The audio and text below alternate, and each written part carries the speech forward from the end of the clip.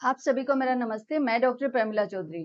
तो आज हम स्टार्ट करेंगे अध्याय 3 जो है कि निर्देशांक ज्यामिति। ठीक है। और आज की जो क्लास है, क्योंकि आपका ये वाला जो अध्याय है ये बहुत छोटा है, ज्यादा बड़ा नहीं है, इसमें सिर्फ 2 ही प्रश्नावली हैं, 3.1 एंड 3.2।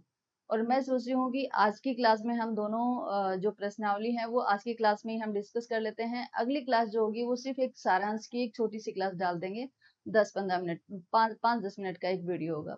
ठीक है। तो आज की क्लास में हम जो ज्यामिति है, देखो ज्यामिति आप आगे की क्लास में जैसे ही जाओगे तो ज्यामिति जो है वो आप लोग बहुत डिटेल में पढ़ने वाले हो। आज इसका बेसिक है जो आप बेसिक पढ़ रहे हो, तो इसीलिए आज की क्लास आप लोग के लिए बहुत इंपॉर्टेंट होने वाली है। बिकॉज अगर आपका बेस स्ट्रॉन्ग नहीं होगा तो फिर आपको ज्यामिति मुझे नहीं लगता कि इजी लगेगी। हाँ, और अगर आज आप लोग इंटरेस्ट लेके पढ़ते हो अच्छे से, उस जो कॉन्सेप्ट है आपका ज्यामिति का जो बेसिक है, अगर वो क्लियर करते हो तो मुझे लगता है कि ज्योमेट्री बहुत इजी है, बहुत इजी है। आप लोग बहुत अच्छे से कर लोगे।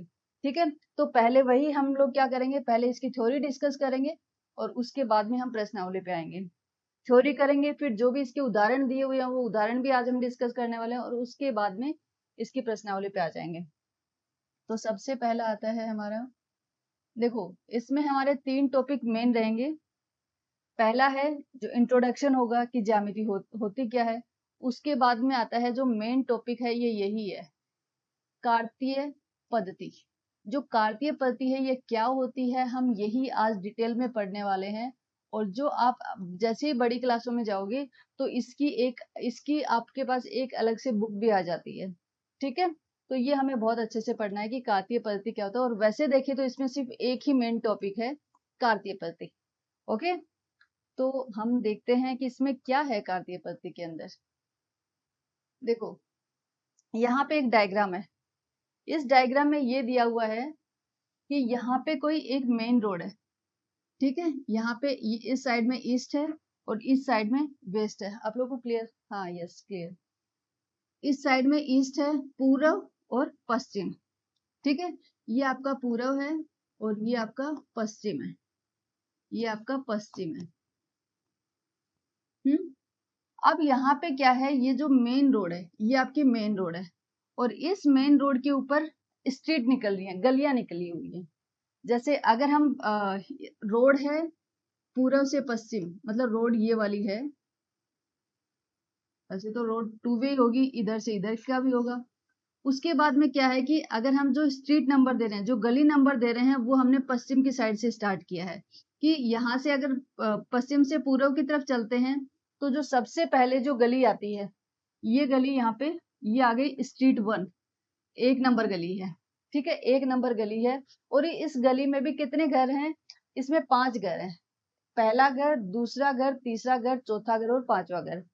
फिर जैसे थोड़ा आगे चलते हैं तो इसके राइट साइड में, दाहिनी साइड में स्ट्रीट 2 आती है, गली नंबर 2 आती है।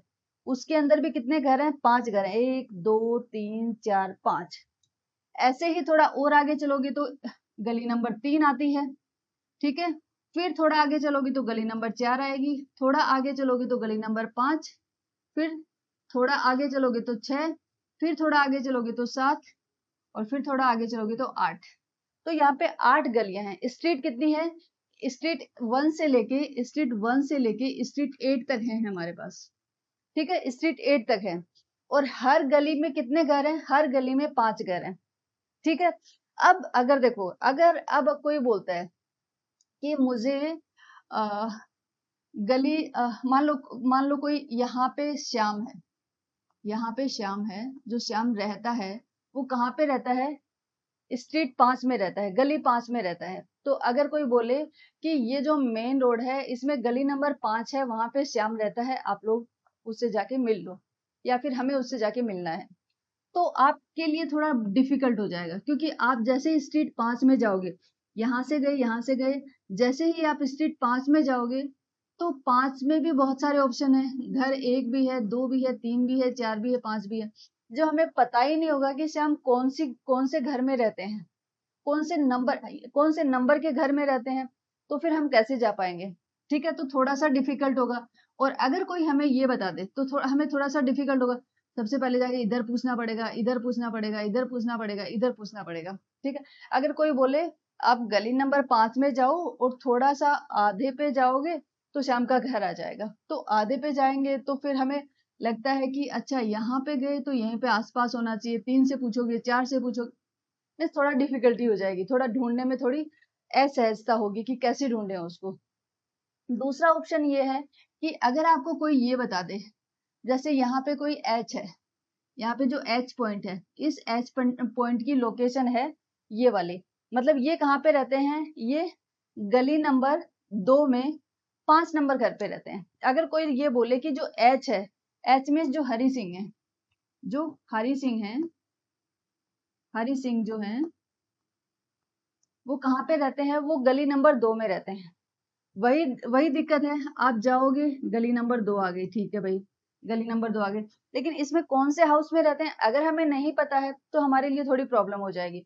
लेकिन अगर किसी ने बोला कि गली नंबर 2 में 5 नंबर घर में, 5 नंबर घर में हरि सिंह रहते हैं, तो आपको कोई भी प्रॉब्लम होगी? नहीं, मुझे नहीं लगता कोई भी होगी। फटाफट से आप क्या करोगे, गली नंबर 2 में जाओगे, वहां पे हाउस नंबर देखोगे, अच्छा 5 नंबर घर में रहते हैं, यहाँ पे आप डायरेक्टली पहुंच जाओगे। ठीक है, तो इसका मतलब हुआ है कि अगर आपको हरि सिंह के घर पे, एच के घर पे पहुंचना है तो आपको दो चीजों की जरूरत पड़ी। एक तो किसकी, एक तो गली नंबर की जरूरत पड़ी कि कौन सी गली में है, और दूसरा इसका हाउस नंबर कौन सा है वो भी हमें पता होना चाहिए। दो चीजों की जरूरत पड़ी। यस, यही मैं यहाँ पे बताना चाहती हूँ आपको कि कोई भी ज्यामिति होती है ना, कोई भी ज्यामिति होती है, मीन्स कोई भी, मान लो थोड़ा और आगे मैं दूसरे एग्जांपल से बताऊंगी। तो जस्ट मैंने यहाँ पे ये बताया है कि अगर आपको कोई भी स्पेस है, कोई भी जगह है, कोई भी लोकेशन है, उस लोकेशन के बारे में कोई आपको ये बता दे, एग्जैक्ट लोकेशन बता दे कि ये लोकेशन कहाँ पे है, तो आप क्या करोगे, डायरेक्ट पहुंच जाओगे। लेकिन कोई बोले वहां पे सर्किल पे जाना है, फिर लेफ्ट मोड़ना है, फिर राइट मोड़ना है, तो थोड़ा प्रॉब्लम हो जाएगा।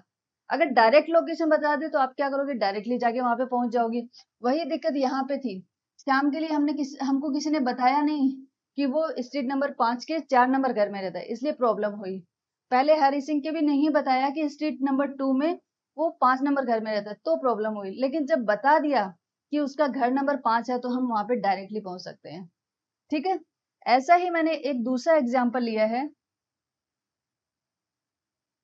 जैसे ये मान लो एक टेबल है, जैसे ये एक टेबल है, ठीक है, टेबल का मैंने ऊपर से, अगर ऊपर से देखें, मान लो अगर आपके पास ये टेबल है, अगर आप टेबल को टॉप से देखते हो, ऊपर से देखते हो, ऊपर से देखोगे तो आपको टेबल ऐसी ही दिखाई देगी, क्योंकि नीचे वाले उसके जो पांव हैं वो तो दिखाई नहीं देंगे। अगर टेबल का टॉप व्यू देखोगे, ऊपर से आप देखोगे तो आपको ऐसी ही टेबल दिखाई देगी। तो ये एक टेबल है, आप मान लो, एज्यूम कर लो कि एक टेबल है, उस टेबल पे एक पॉइंट है, ये वाला पॉइंट। अगर कोई मुझसे कि पूछे कि ये पॉइंट कहाँ पे है, तो मैं क्या बोलूंगी, बॉटम से, बॉटम से अ, आधे आधे के आसपास होगा। अगर आप बॉटम से चलते हो तो जो टेबल की जो पूरी लेंथ है उसके आधे के आधा कहाँ पे, यहाँ पे कहीं होगा, आधे के आसपास होगा। ठीक है, तो आधे के आसपास तो बहुत सारी स्पेस आती है, इधर भी आती है, इधर भी आती है, इधर भी आती है, बहुत सारी स्पेस है आधे के आसपास, तो थोड़ी प्रॉब्लम होगी। फिर मैं दूसरा ये बता सकती हूँ कि यस, यहाँ पे अगर इसके बाइनी साइड से जाओ तो बाइनी साइड से थोड़ा चलोगे, आधे से थोड़ा कम दूरी पे, आधा बाइनी साइड कहाँ पे होगा, यहाँ पे होगा। अगर बाइनी साइड से चलते हो तो आधे से थोड़ा इधर, आधे से थोड़ा पीछे है, वहां पे ये लोकेशन होगी। फिर भी आधे से यहाँ पे तो लोकेशन बहुत सारी हैं, बहुत सारी हैं, तो प्रॉब्लम होती है इसको कि ये जो नंबर है, ये जो पॉइंट है, इस पॉइंट को लोकेट करने में, इसका पता लगाने में कि ये पॉइंट एग्जैक्टली है कहाँ पे, हमें प्रॉब्लम होती है। लेकिन अगर आपको कोई ये बता दे, अगर आपको कोई ये बता दे कि ये जो पॉइंट है, ये जो लोकेशन है, ये कहाँ है, बॉटम से कितने सेंटीमीटर ऊपर है, 9 सेंटीमीटर, ये बॉटम हुआ, मतलब ये तल हुआ, तो तल से कितना, 9 सेंटीमीटर ऊपर, तो 9 सेंटीमीटर ऊपर चल लिए। और फिर बोला कि इधर से जो इसका बायां साइड है, बायां जो कॉर्नर है, उससे 5 सेंटीमीटर आगे है, तो इससे 5 सेंटीमीटर ये हो गया, इससे 9 सेंटीमीटर ये हो गया। तो एग्जैक्ट लोकेशन, एग्जैक्टली वो कहाँ पे है, एक्यूरेटली वो कहाँ पे है, हमें उस लोकेशन का पता चल जाएगा। लेकिन अगर ये वाली सिचुएशन हुई कि हमें इधर से भी नहीं पता कितनी दूरी है, इधर से भी नहीं पता कितनी दूरी है, बस लगभग बता रहे हैं, तो हमारे लिए बहुत प्रॉब्लम हो जाती है कि हम इस पॉइंट को कैसे पता करें, इस जगह का कैसे पता करें, ठीक है। तो मैं इस चीज से आपको ये बताना चाहती हूँ कि अगर कोई भी, अगर जैसे ये हमारा तल है, जो बोर्ड है, ये हमारा क्या है, एक तल ही तो है। तो इस तल में अगर कोई भी एक पॉइंट है, उस पॉइंट को अगर आपको बताना है कि ये पॉइंट कहाँ पे है, तो हमारे पास दो चीजें होना बहुत जरूरी है। एक तो ये वाला और एक ये वाला, मतलब दो दो चीजों की जानकारी उसके बारे में होना बहुत जरूरी है। अगर मान लो मैंने ये बता दिया, मैंने ये तो बता दिया कि यहाँ से 5 सेंटीमीटर है, लेकिन अगर मान लो मुझे ये नहीं पता कि ये 9 से नीचे से 9 सेंटीमीटर ऊपर है, ये मुझे नहीं पता। बस ये पता है कि इस साइड से 5 सेंटीमीटर है, तो इस साइड से 5 सेंटीमीटर तो कहीं पे भी हो सकता है, ऊपर भी हो सकता है, नीचे भी हो सकता है, कहीं पे बहुत सारी जगह निकल जाएंगी, राइट, बहुत सारी जगह। लेकिन अगर मैंने 5 सेंटीमीटर के साथ ये बता दिया कि तल से जो ऊपर है, जो इसकी हाइट है, वो कितनी है, 9 सेंटीमीटर, तो विद इन सेकेंड हम इसकी लोकेशन पता कर लेंगे कि यस, इसकी लोकेशन तो ये वाली है। तो आप देखोगे कि कोई भी अगर तल है, ठीक है, कोई भी एक्स वाई तल है, उस तल के ऊपर अगर कोई पॉइंट है और अगर आपको उस पॉइंट की लोकेशन बतानी है, तो आपको दो चीजों की जानकारी होना बहुत जरूरी है, एक ये वाली और एक ये वाली। ये दोनों कौन सी होती है हम डिटेल में डिस्कस करेंगे, बट यहाँ पे आप देखोगे कि ये दोनों ही कितनी इंपॉर्टेंट है, ठीक है। अगर कोई भी पॉइंट को बताना है तो हमें क्या पता होना चाहिए, इधर से कितना है और इधर से कितना है, लेफ्ट राइट से कितना है और बॉटम से कितना है, वो हमें पता होना चाहिए, तभी हम उसकी डायरेक्ट लोकेशन पता कर सकते हैं। इसके लिए मैंने एक और एग्जांपल लिया आपका। एक और एग्जांपल क्या लिया है कि जैसे देखो, मान लो यहाँ पे ये है एक स्टडी रूम, ठीक है, ये एक स्टडी, वैसे ये जो पिक्चर बनाई हुई है, ये एक एक्टिविटी दी हुई है आपकी जो एनसीईआरटी की जो बुक है, उसमें एक एक्टिविटी दी हुई है। किसकी एक्टिविटी है, सिटिंग प्लान, क्लास के अंदर सिटिंग प्लान। मतलब ये एक क्या है, ये एक इसकी मेज है, एक बच्चे की एक मेज है, और इन्होंने क्या किया कि ये 10 मेज थी, 10 मेज को एक साथ कनेक्ट कर दिया, एक एक दूसरे से जोड़ जोड़ के वहां पे एक लंबी पंक्ति बना ली इन्होंने, ठीक है। ये यहाँ से लेके यहाँ तक 10 मेज को इन्होंने जोड़ दिया और एक पंक्ति बना ली, ठीक है। ऐसे ही जो आगे वाली थी उन 10 को जोड़ दिया, फिर एक पंक्ति बना ली।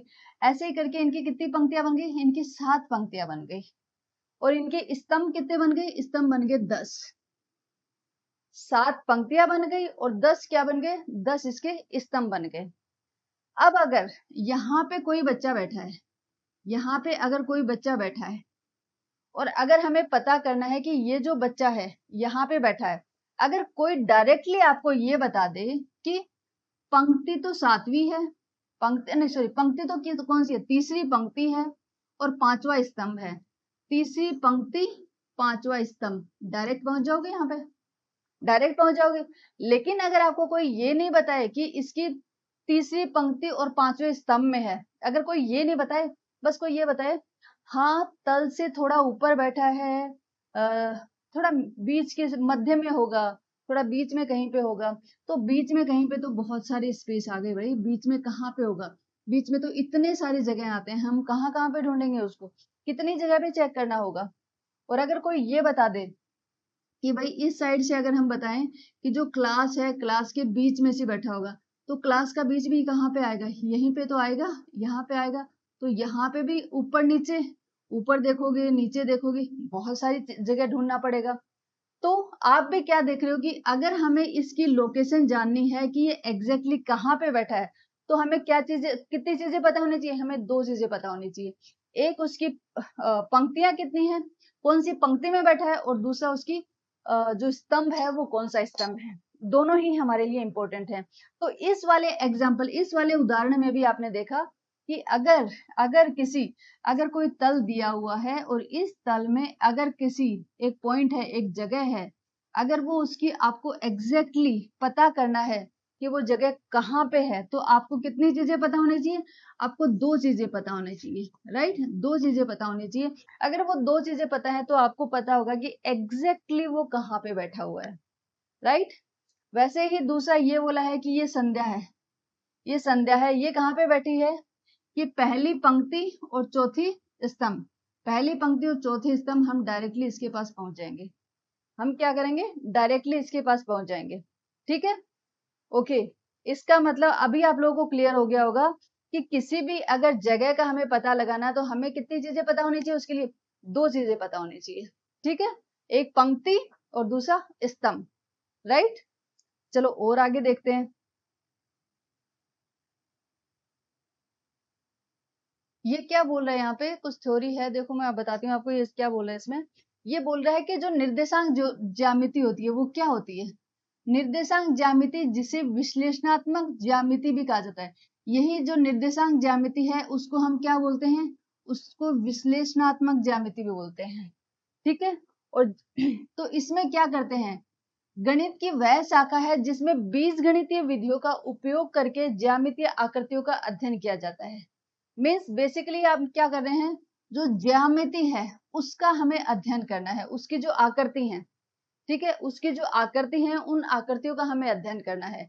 तो उनके अध्ययन के लिए ज्यामितीय जो आकृतियां हैं उनका अध्ययन करने के लिए हम किसका उपयोग ले रहे हैं, बीजगणितीय विधियों का उपयोग में लेते हैं, ठीक है। इनको उपयोग में लेते हैं ज्यामितीय आकृतियों का अध्ययन करने के लिए। तो वो हमारा किस में आता है, वो आती है हमारी निर्देशांक ज्यामिति के अंदर, ठीक है। अभी तक हमने प्लस माइनस देखा है, मल्टीप्लाई देखा है, ये सब किस में आते हैं, बीजगणित के अंदर आते हैं, किस में आते हैं, बीजगणित के अंदर। तो वही सारी चीजें हम यूज करेंगे अभी कहाँ पे, ज्यामिति जो आकृतियां हैं उनका अध्ययन करने के लिए, अच्छे से अध्ययन करने के लिए कि उसमें क्या है, कौन सा प्लेन है, कहाँ पे वो बिंदु है, वो सारा उसका पूरा अध्ययन करने के लिए हम जो अभी तक जो हम बीजगणितीय विधियां पढ़े थे उन सब का यूज यहाँ पे करने वाले हैं।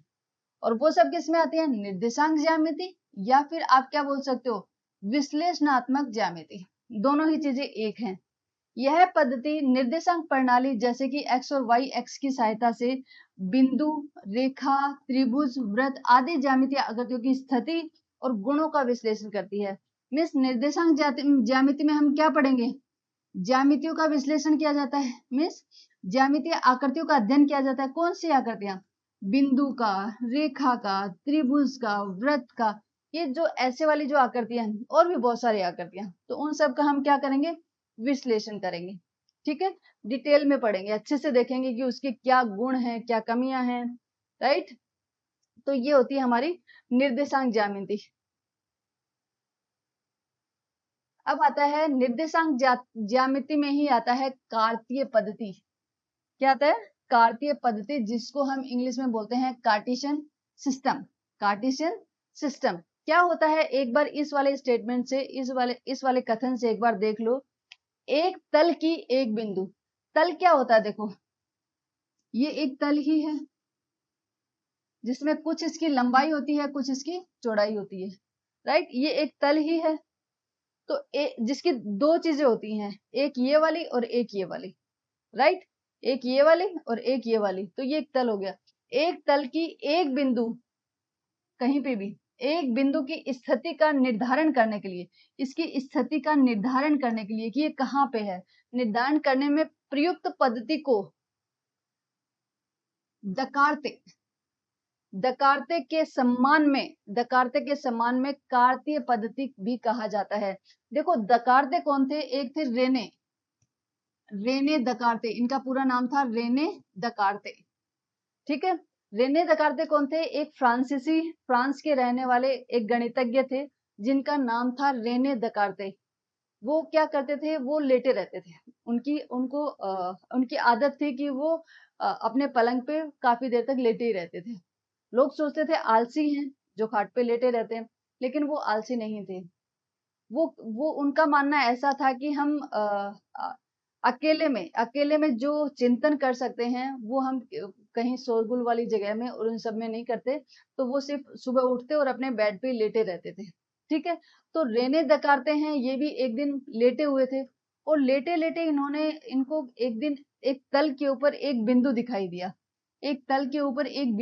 दिया, और उस बिंदु से फिर उसके निर्देशांक निकाले कि अगर इस बिंदु का हमें पता करना है तो हमें इसके निर्देशांक पता होना चाहिए। क्योंकि उन्होंने देखा कि किसी भी बिंदु की स्थिति पता करने में उनको जो भी प्रॉब्लम आ रही है कि किसी भी बिंदु को कैसे बताएं कि ये बिंदु कहाँ पे है, तो वो उस प्रॉब्लम का जो सॉल्यूशन है वो उनको वहां पे सोते सोते मिल गया था कि यस, इस बिंदु का तो हम ऐसे अध्ययन कर सकते हैं। तो इसीलिए ये जो कार्तीय पद्धति आई है, ये इन्हीं की बदौलत आई है। रेने दकार्ते फ्रांसीसी गणितज्ञ हैं, रेने दकार्ते, इन्हीं के बदौलत आई है कार्तीय पद्धति। इन्होंने ही इसको डिटेल में इसको इनोवेट करने वाले यही है। ठीक है, तो इनके सम्मान के लिए इसको बोला है कार्तीय पद्धति। कार्तीय पद्धति भी कहा जाता है इसको, ठीक है, निर्देशांक ज्यामिति को। अब आगे देखते हैं, अब आती है हमारी प्रश्नावली 1। देखो प्रश्नावली 1 में हम देखेंगे क्या करना है इसमें। एक अन्य व्यक्ति को आप अपने अध्ययन मेज पर रखे टेबल लैंप की स्थिति किस तरह बताएंगे। मीन्स आपको आपकी पढ़ाई करने के लिए एक टेबल है, ये यहाँ पे एक टेबल बनाई हुई है, इस टेबल पे एक लैंप रखा हुआ है, ठीक है, एक लैंप रखा हुआ है और आप यहाँ पे बैठे हुए हो, ठीक है। अब लैंप यहाँ पे पड़ा है, अब आपको क्या करना है, आपको किसी दूसरे इंसान को बताना है कि आपकी टेबल पे आपने लैंप कहाँ रखा है। मान लो वो इंसान वहां पे नहीं है, वो इंसान वहां पे आपके सामने मौजूद नहीं है, आपको टेलीफोनिकली या किस वर्बली मुंह से ओरली आपको बताना है कि आपकी टेबल के ऊपर आपका लैंप कहाँ पे रखा हुआ है। मीन्स इस टेबल की, इस लैंप की आपको जो पोजीशन है, वो पोजीशन अगर आपको बतानी है ये कहाँ पे रखा हुआ है, तो हम कैसे बता पाएंगे। हम तभी बता सकते हैं जब मैं ये बताऊं कि ये इस साइड से, या तो मैं ये बताऊं कि ये इस साइड से कितनी दूरी पे है। मतलब दो चीजें मुझे इसके बारे में बतानी पड़ेंगी। एक तो मुझे ये बताना पड़ेगा, देखो जैसे ये टेबल है, मान लो मैं इसका टॉप व्यू बना रही हूँ, मान लो ये टेबल है, मेरी टेबल का ऊपर वाला जो पार्ट है वो ये वाला पार्ट है, ठीक है। आप इसको एज्यूम कर लो कि ये वाला पार्ट है, मान लो एक मिनट, मान लो आपका ये वाला पार्ट है, ठीक है, ये टेबल का ऊपर वाले हिस्सा है। और अगर यहाँ पे आपका टेबल लैंप रखा हुआ है, यहाँ पे आपका इस 2 के पास में आपका, यहाँ पे 2 के बीच में यहाँ पे आपका टेबल लैंप रखा हुआ है, राइट। अब आपको इसकी स्थिति बतानी है, तो आप कैसे बताओगे। तो आप दो तरीके से, मतलब दो चीजें आपको पता होना चाहिए। एक तो क्या कि ये वाला जो है, इधर से इसकी दूरी कितनी है आप वो बताओ। दूसरा आप ये बता दो कि इधर से इसकी दूरी कितनी है, ये बता दो। अगर आपने ये बता दिया कि इस साइड से इसकी दूरी कितनी है, इस साइड से इसकी दूरी कितनी है, अगर ये आपने दोनों चीजें बता दी, तो एग्जैक्ट इसकी लोकेशन क्या है वो आप उस इंसान को समझा सकते हो। अगर आपने सिर्फ ये बताया कि इस साइड से आपका जो लैंप है उसकी जो दूरी है, अगर वो मान लो 8 सेंटीमीटर है, ठीक है, मान लो वो 8 सेंटीमीटर है, तो आप बोलोगे कि लेफ्ट साइड से बाई साइड से 10 सेंटीमीटर दूरी पे। तो बोलेगा अच्छा बाई साइड से 10 सेंटीमीटर दूरी पे, बट उसे ये नहीं पता होगा कि टेबल में फिर 10 सेंटीमीटर है, तो फिर वो आगे नीचे से कितना ऊपर होगा। इधर से तो 10 सेंटीमीटर है, लेकिन 10 सेंटीमीटर तो ये भी 10 सेंटीमीटर है, ये भी 10, ये भी 10, ये भी 10, ये भी 10, है ना। तो इसका मतलब है कि इसमें कहीं पे भी रखा होगा, फिर वो कहीं पे भी रखा होगा। तो आपने ये तो बता दी, तो भी आपकी जो लोकेशन है वो एग्जैक्ट नहीं पता चल पाएगी। एग्जैक्ट लोकेशन कब पता चल जा पाएगी, जब आप ये वाली डिस्टेंस भी बताओगे उसको कि यहाँ से लेके यहाँ तक की दूरी कितनी है और इधर से लेके इधर तक की इस पॉइंट की दूरी कितनी है। अगर आपने ये दोनों चीजें बता दी, जैसे इसने बताया कि यहाँ से लेके यहाँ तक की दूरी कितनी है और यहाँ से लेके यहाँ तक की दूरी कितनी है, अगर आपने दोनों चीजें बता दी हैं इसको, तो आप क्या है, लैंप की जो लोकेशन है वो लोकेशन आप पूरी की पूरी बता पाओगे। अगर आपने एक चीज बताई दूसरी नहीं बताई, तो भी आप एग्जैक्ट लोकेशन क्या है वो नहीं बता पाओगे, ठीक है। तो भी आप क्या करोगे, एग्जैक्ट लोकेशन जो है वो लोकेशन आप नहीं बता पाओगे इसकी। उसके लिए आपको दोनों चीजें पता होनी चाहिए, ठीक है। अगर मान, वैसे ये 8 सेंटीमीटर होगा और ये 12 सेंटीमीटर, अगर हम इसको यहाँ से नापते हैं तो, ठीक है, ये 12 सेंटीमीटर होगा और इधर से हम ये ले लें कि यहाँ से लेके यहाँ से यहाँ तक की जो दूरी है वो 8 सेंटीमीटर होगी। ओके, ये 12 सेंटीमीटर और नीचे ये 8 सेंटीमीटर।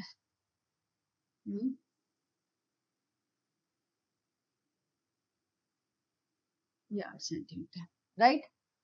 अब ये ठीक है, तो बस आपको क्या करना है, आपको इसके दोनों चीजें बतानी है। अगर आप दोनों बता दोगे तो उसको आप अच्छे से एक्सप्लेन कर दोगे, अगर आप नहीं बता पाते हो तो आप नहीं कर पाओगे, अब इसका एक दूसरा एग्जाम्पल दिया है, दूसरा उदाहरण दिया है इन्होंने। दूसरा उदाहरण दिया है, उदाहरण क्या दिया है, ये उदाहरण दिया, देखो सड़क योजना है, एक सड़क बना रहे हैं, ठीक है। सड़क कैसे बना रहे हैं वो देखते हैं, एक बार पढ़ लेते हैं उसको। एक नगर में दो मुख्य सड़क है, एक नगर है उसके अंदर दो मुख्य सड़क हैं, ठीक है, जो नगर के केंद्र पर मिलती हैं, ठीक है, जो नगर की क्या कहते हैं, केंद्र पे मिलती हैं। हम साथ साथ में ना, जो मैंने डायग्राम बनाया है इसका, वो डायग्राम भी हम साथ साथ में देखते हैं। देखो पहले ये पढ़ो, देखो एक नगर में दो मुख्य सड़कें हैं जो नगर के केंद्र पर मिलती हैं, ठीक है। इसमें इसने क्या कहा, एक नगर है उसमें दो मुख्य सड़कें हैं, एक सड़क तो ये रही और एक सड़क ये रही जो मैंने डार्क किया हुआ है, ठीक है। एक है ईस्ट, पूर्व से पश्चिम वाली, और एक है ये उत्तर से दक्षिण वाली। तो ये जो दो हैं, ये दो जो ये सड़क हैं, WE वाली और SN वाली, ये दो मुख्य सड़कें हैं, ठीक है, मुख्य सड़कें हैं। और ये दोनों सड़कें कहाँ पे मिलती हैं, यहाँ पे, ये जो C वाला पॉइंट है, इस C पॉइंट पे मिल रही है। देखो जो नगर के केंद्र पे मिलती है, वो जो C है वो हमारा नगर का केंद्र है, ठीक है। ये दो सड़कें उत्तर दक्षिण की दिशा, हमने देखा कि उत्तर दक्षिण की दिशा मतलब ऊपर से नीचे वाली, और पूर्व पश्चिम की दिशा में है। यस, देखो जब भी आपको पेपर पे कभी देखना हो ना, आपको पेपर पे ऐसे बनाना हो कि नॉर्थ ये उत्तर दक्षिण कौन सा है, उत्तर दक्षिण कौन सा है, पूर्व पश्चिम कौन सा है, तो आप हमेशा क्या करोगे, हमेशा जो ऐसे खड़ी लाइन खींचोगे ना, तो हमेशा ये ध्यान रखना कि ऊपर की साइड में नॉर्थ करते हो और नीचे की साइड में क्या करते हैं, साउथ करते हो। और जो ये वाली डायरेक्शन बनाते हो इसके जो परपेंडिकुलर है, तो ये वाली जो है ये क्या होगी हमारी, ये होगी वेस्ट, पूरब, और ये पश्चिम, sorry east west, north south east west, ठीक है, ये पूरब ये पश्चिम, ओके। तो ये जो रोड है ये ऐसे बनी हुई है, ये जो दो रोड हैं, एक है ये वाली पूर्व पश्चिम वाली, एक उत्तर दक्षिण वाली, दो रोड हैं। और इनका जो मेन है वो कहाँ पे बन गया, मेन जो है वो नगर का केंद्र है, ये जो C है ये हमारा नगर का केंद्र है, ठीक है, ठीक है। अब हम देखते हैं आगे क्या बोल रहा है ये, आगे इसने बोला नगर की अन्य सभी सड़कें इन मुख्य सड़कों के समानांतर हैं। जो नगर की जो और सड़क हैं वो क्या है कि इनकी जो मुख्य सड़क है उन सड़कों के समानांतर है।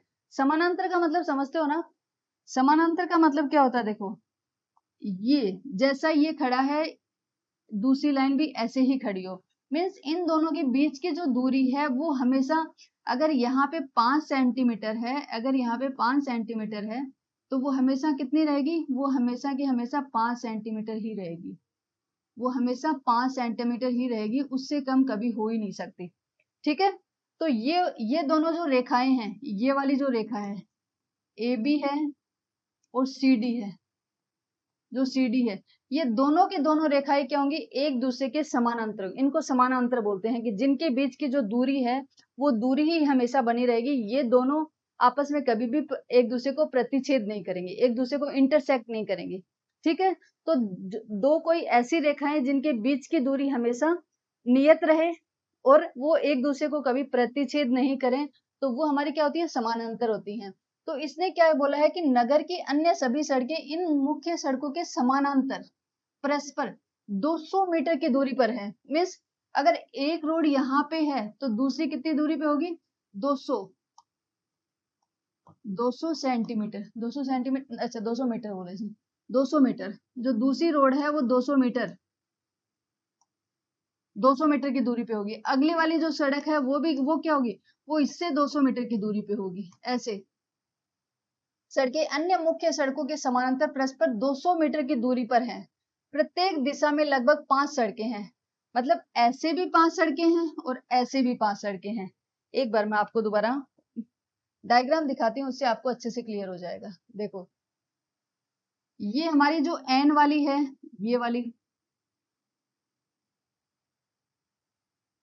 ये वाली NS वाली, उत्तर दक्षिण वाली, ये मुख्य सड़क है। एक तो मुख्य सड़क ये हो गई उत्तर दक्षिण वाली, एक ये हो गई पूरब पश्चिम वाली, ठीक है, पूरब पश्चिम वाली, एक सड़क ये हो गई।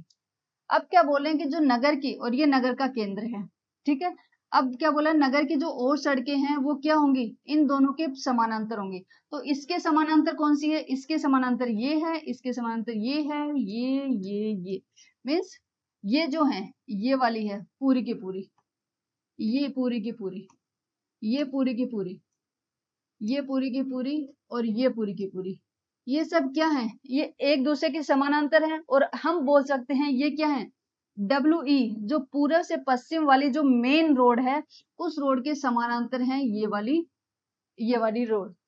दूसरा, कुछ रोड ऐसे भी बनाई हुई है, कुछ रोड ऐसे भी बनाई हुई है, जैसे ये वाली रोड है, यहाँ से यहाँ पे जा रही है, ठीक है। तो ये जो रोड है ये किसके समांतर है, ये हमारी जो उत्तर दक्षिण वाली जो मेन रोड आ रही है उसके समांतर है, ये भी इसके समांतर, ये भी इसके समांतर, ये भी और ये भी, ठीक है। तो यहाँ पे आप देखोगे कि अगर हम देखें कि पूर्व पश्चिम वाली जो मेन रोड है उसके समानांतर कितनी रोड है, 1 2 3 4 5, 5 रोड है। वैसे ही जो उत्तर दक्षिण वाली जो मेन रोड है उसके समांतर कितनी रोड है, 1 2 3, 1 2 3 4 5, इसके समानांतर भी ये 5 रोड है, ठीक है। दूसरा, इसने क्या बोला था कि दोनों रोडों के बीच में दूरी कितनी होनी चाहिए, 200 मीटर। ये दूरी कितनी होनी चाहिए, 200 मीटर, ठीक है, 200 मीटर, 200 मीटर, सबके बीच की दूरी 200 मीटर, ये भी 200 मीटर होगी, ये भी 200, ये भी 200, ये भी 200, ये भी 200। और अगर ये वाली रोड है जो ऐसे वाली है, ठीक है, जो क्षैतिज है, जो क्षैतिज है मीन्स जो लेटी हुई है, जो लेटी हुई जो रोड है उनको हम क्या बोलेंगे, क्षैतिज, ठीक है। तो जो क्षैतिज है उनके बीच की जो ये वाली दूरी है ये कितनी है, 200 मीटर, ये कितनी है, 200 मीटर, ठीक है। अब आप बोलोगे कि मैडम ये तो 200 मीटर नहीं है, मुझे भी लग रहा है ये तो 200 मीटर नहीं है। तो हम क्या करते हैं, देखो हमारे पास दो चीजें होती हैं, एक होता है ग्लोब, जो पूरा अर्थ का एक जो मॉडल होता है ग्लोब। दूसरा, हम एक क्या करते हैं, मैप लेते हैं, नक्शा लेते हैं। उस नक्शे में क्या लेते हैं, एक स्केल लेते हैं। उस स्केल में क्या करते हैं कि मान लो हमारा 200 मीटर है, तो हम उसको किससे दर्शाएंगे, हम उसको 1 सेंटीमीटर से दिखाएंगे। तो ये हमारी नक्शे की स्केल हो जाती है कि जो रियल दूरी है वो 200 मीटर होगी, 200 मीटर होगी, उसको हम नक्शे में किससे दिखाएंगे, 1 सेंटीमीटर से दिखाएंगे। वैसे ही इसने भी हमें बोला है कि जो 200 मीटर की दूरी है, जो 200 मीटर की दूरी है वो आप 1 सेंटीमीटर से दिखा दो। 1 सेंटीमीटर बराबर 200 मीटर का पैमाना लेकर, मतलब ये पैमाना ले लो आप, हम जो डायग्राम बनाएंगे लेकर अपनी नोटबुक में नगर का एक मॉडल बनाइए, सड़कों को एकल रेखाओं से निरूपित कीजिए, ठीक है। ठीक है, हमने वही किया है,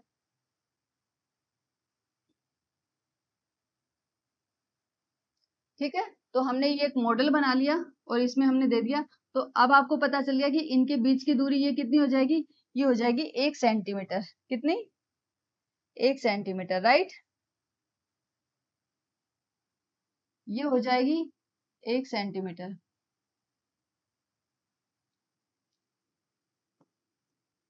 ये जो क्षैतिज रेखाएं हैं इनके बीच की दूरी कितनी है, 1 सेंटीमीटर, ये 1 सेंटीमीटर,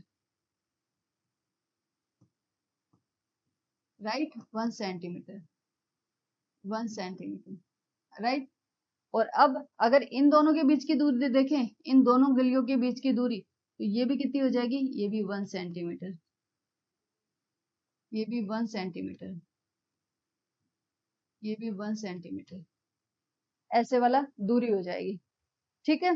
तो ये हमने एक नगर का मॉडल बना लिया है, जो इन्होंने बोला उसके हिसाब से हमने बना लिया है। उसके आगे ये क्या बोल रहा है वो भी एक बार देख लेते हैं। उसके आगे इसने बोला है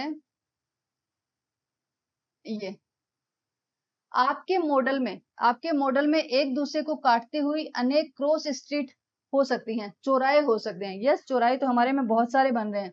ये सब क्या बन रहे हैं, ये एक चौराहा बन रहा है, राइट, ये एक चौराहा बन रहा है, ये एक चौराहा बन रहा है, ये एक जहां पे दो गलियां काटेंगी तो वहां पे चौराहा तो बनेगा।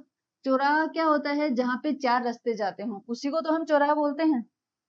चौराहा क्या बोलते हैं, जहां पे 4 रास्ते जाते हो, तो एक रास्ता इधर जा रहा है, एक इधर जा रहा है, एक इधर जा रहा है, एक इधर जा रहा है, तो ये चौराहा बन गया, ठीक है।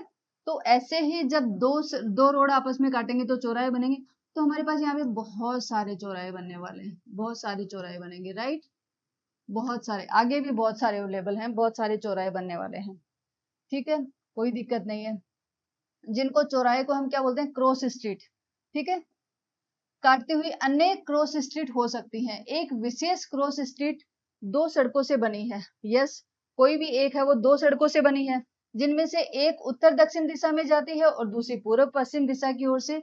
और में ठीक है, प्रत्येक चौराहे का निर्देशन इस प्रकार किया जाता है कि यदि दूसरी सड़क उत्तर दक्षिण दिशा में जाती है, दूसरी सड़क मीन्स कौन सी सड़क की बात कर रहा है ये बात कर रहा है दूसरी सड़क की, सड़क नंबर 2, ठीक है, सड़क नंबर 2। यदि दो सड़क उत्तर दक्षिण दिशा में, मीन्स पहले ये कौन सी ले रहा है, उत्तर दक्षिण दिशा की ले रही है, 2 दिशा में जाती है, और पांचवी सड़क मीन्स कौन सी सड़क, पांचवी सड़क पूर्व पश्चिम दिशा में, ठीक है। तो देखो पूर्व पश्चिम दिशा में कौन सी है, जो नीचे वाली है, यही थी हमारी पूर्व पश्चिम में। तो इसमें तो कौन सी लेनी है हमें, इसमें तो हमें लेनी है पांचवी, 1 2 3 4 5, पांचवें नंबर की। और ये कौन से की बात कर रहा है, उत्तर दक्षिण दिशा में। उत्तर दक्षिण दिशा कौन सी है, ये वाली। तो इसमें जो दूसरे नंबर की है वो हमारी, ठीक है। तो ये उत्तर दक्षिण दिशा में दूसरे नंबर की सड़क और पूर्व पश्चिम दिशा में पांचवें नंबर की सड़क दिशा में जाती है, और ये एक क्रॉस स्ट्रीट पर मिलती है, ठीक है। तब इसे हम क्रॉस स्ट्रीट 2-5 कहेंगे। तो जिस चौराहे पे मिलेगी ना, उस चौराहे को क्या नाम दिया इन्होंने, उस चौराहे पे लिखा है, दो ब्रैकेट के अंदर लिखा है 2,5, 2,5, दो कौन सा, जो उत्तर दक्षिण दिशा में जो जा रही है वो 2 हो गया, और जो पूर्व पश्चिम में जा रही है वो क्या हो गया, 5 हो गया, ठीक है। पूर्व पश्चिम में जो जा रही है वो 5 हो गया, ठीक है। ये बोलते हैं हम ऐसे लिखेंगे। इसी परंपरा से यह ज्ञात कीजिए कि, अब हमें क्या ज्ञात करना है, पहला, कितनी क्रॉस स्ट्रीट को 4-3 माना जा सकता है, कितनी क्रॉस स्ट्रीट को 4-3 माना जा सकता है।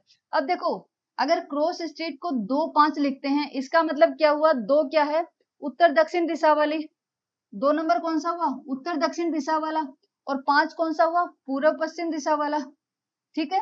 वैसे यहाँ पे क्या होगा, 4 क्या होगा, उत्तर दक्षिण दिशा वाला, और 3 क्या होगा, पूर्व पश्चिम वाला। तो यहाँ पे तो सिर्फ एक ही होगा ना, एक चौराहे का ही होगा। फिर आगे और देख लेते हैं। फिर है, कितनी क्रॉस स्ट्रीट को 3-4 से माना जा सकता है। चलो हम देख लेते हैं, हम आगे चलते हैं।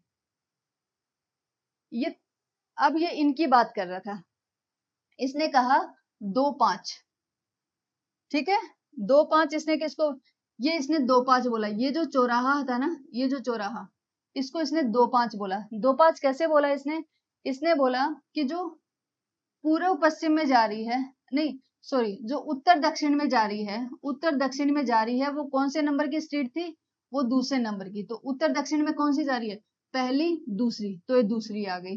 फिर इसने बोला पूर्व पश्चिम में पांचवी, तो पहली दूसरी तीसरी चौथी पांचवी, तो ये पांचवी हो गई, और ये इधर से पहली और दूसरी दूसरी हो गई, ठीक है।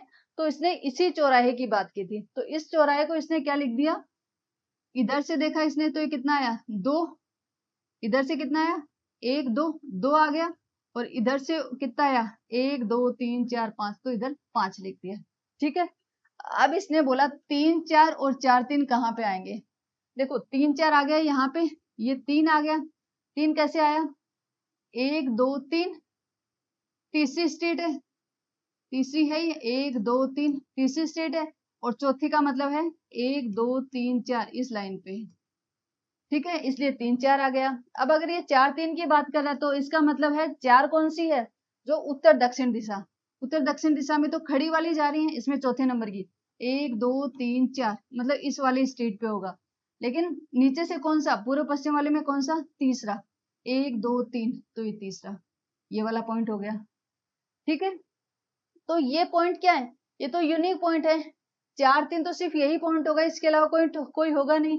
3 4 सिर्फ ये वाला हो सकता है, इसके अलावा नहीं होगा। 2 5 सिर्फ ये हो सकता है, इसके अलावा नहीं होगा।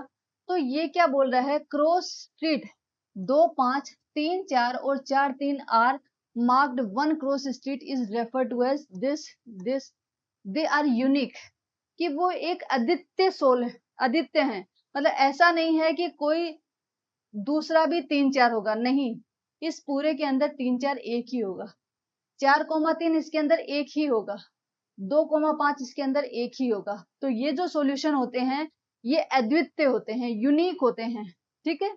ये जो चौराहे बनेंगे इसमें, ये जो हमने मॉडल बनाया था नगर का, इसमें जो चौराहे बनेंगे और इसका जो नाम दिया गया, जो निर्देशांक लिखे गए हैं, वो इसके यूनिक होंगे, अद्वितीय होंगे, ऐसा दूसरा कहीं आपको नहीं मिलेगा, ठीक है। और आगे चलते हैं। ये थी आपकी प्रश्नावली 3.1, जिसमें ज्यादा कुछ था नहीं। आगे और पढ़ते हैं। उसके आगे आती है कार्तीय पद्धति। हमें तो ये देखना है कि कार्तीय पद्धति होती क्या है, ठीक है। कार्तीय पद्धति देखो, आपने ये एक रेखा पढ़ी होगी, ठीक है, संख्या पद्धति, संख्या रेखा, इसको हमने संख्या रेखा बोलते हैं। इस संख्या रेखा में देखो क्या होता है, इस संख्या रेखा में धनात्मक संख्याएं भी आती हैं और ऋणात्मक संख्याएं भी आती हैं। ये जो संख्या रेखा है, संख्या रेखा के ऊपर क्या आएगी, ये क्या होती है, एक क्षैतिज रेखा होती है, क्षैतिज रेखा होती है, और जिसमें जो नंबर का जो मार्क किया होता है, वो जो उनकी जो दूरी होती है वो एक होती है, मतलब बराबर होती है वो, कि अगर ये एक है तो ये भी एक होगा, ये भी एक होगा, ये भी एक होगा, ये भी एक होगा, मतलब सबके जो बीच की दूरी जो है वो सबकी बराबर होगी, ठीक है। जैसे इधर भी आप देखोगे तो सबकी दूरी जो है वो दूरी बराबर होगी इसमें, और इसके एक साइड में तो धनात्मक संख्याएं आएंगी, एक साइड में तो धनात्मक संख्याएं आती हैं और दूसरी साइड में ऋणात्मक संख्याएं आती हैं, ठीक है, ऋणात्मक संख्याएं आती हैं। और जहां पे बीच में इसका सेपरेशन होता है, ये वाला, उस पॉइंट को दर्शाया जाता है जीरो से। वो क्या हो जाएगा, जीरो, इसका मतलब जीरो इनका सेंटर होता है, जीरो इनका क्या होता है, केंद्र होता है, ये जीरो केंद्र होता है। और जीरो की अगर आप देखोगे राइट साइड में, दाहिनी साइड में, तो दाहिनी साइड में जो संख्याएं लिखी जाएंगी वो धनात्मक संख्याएं लिखी जाएंगी, और इस जीरो के, इस मूल बिंदु के, ये जो है इसके अगर इस साइड में, बाएं साइड में जो लिखा जाएगी वो सभी संख्याएं ऋणात्मक संख्याएं लिखी जाएंगी, ठीक है। बस इनकी खास बात यह है कि इनके बीच की जो दूरी है वो हमेशा सेम रहेगी, ठीक है। जैसे ये 5 नंबर है, ये 5 नंबर है, अगर मान लो मैंने इनके बीच की दूरी कितनी है, 1 है, इनके बीच की दूरी कितनी है, 1 है, 0 से 1 के बीच की दूरी 1 है, तो मैं अगर पूछूं 0 से 5 की दूरी कितनी होगी, तो 5 होगी। 0 से 4 के बीच की दूरी कितनी होगी, 4 होगी। 0 से 3 की दूरी 3 होगी, ठीक है। वैसे ही यहाँ पे होगा, 0 से -4 के बीच की दूरी कितनी होगी, 4 होगी। 0 से -3 के बीच की दूरी 3, 0 से -2 के बीच की दूरी 2। तो यहाँ पे जो इनकी डिस्टेंस होती है, इनके बीच की जो दूरी होती है वो 1 होती है, ठीक है, वो 1 होती है। और ये जो बीच वाला जो पॉइंट होता है, इसको हम मूल बिंदु बोलते हैं, इसको हम क्या बोलते हैं, मूल बिंदु, इसको हम मूल बिंदु बोलते हैं। और इंग्लिश में हम इसको ओरिजिन भी बोलते हैं, ओरिजिन, ओके, मूल बिंदु, ये होता है हमारा मूल बिंदु, मूल बिंदु, ठीक है। अब हम चलते हैं आगे।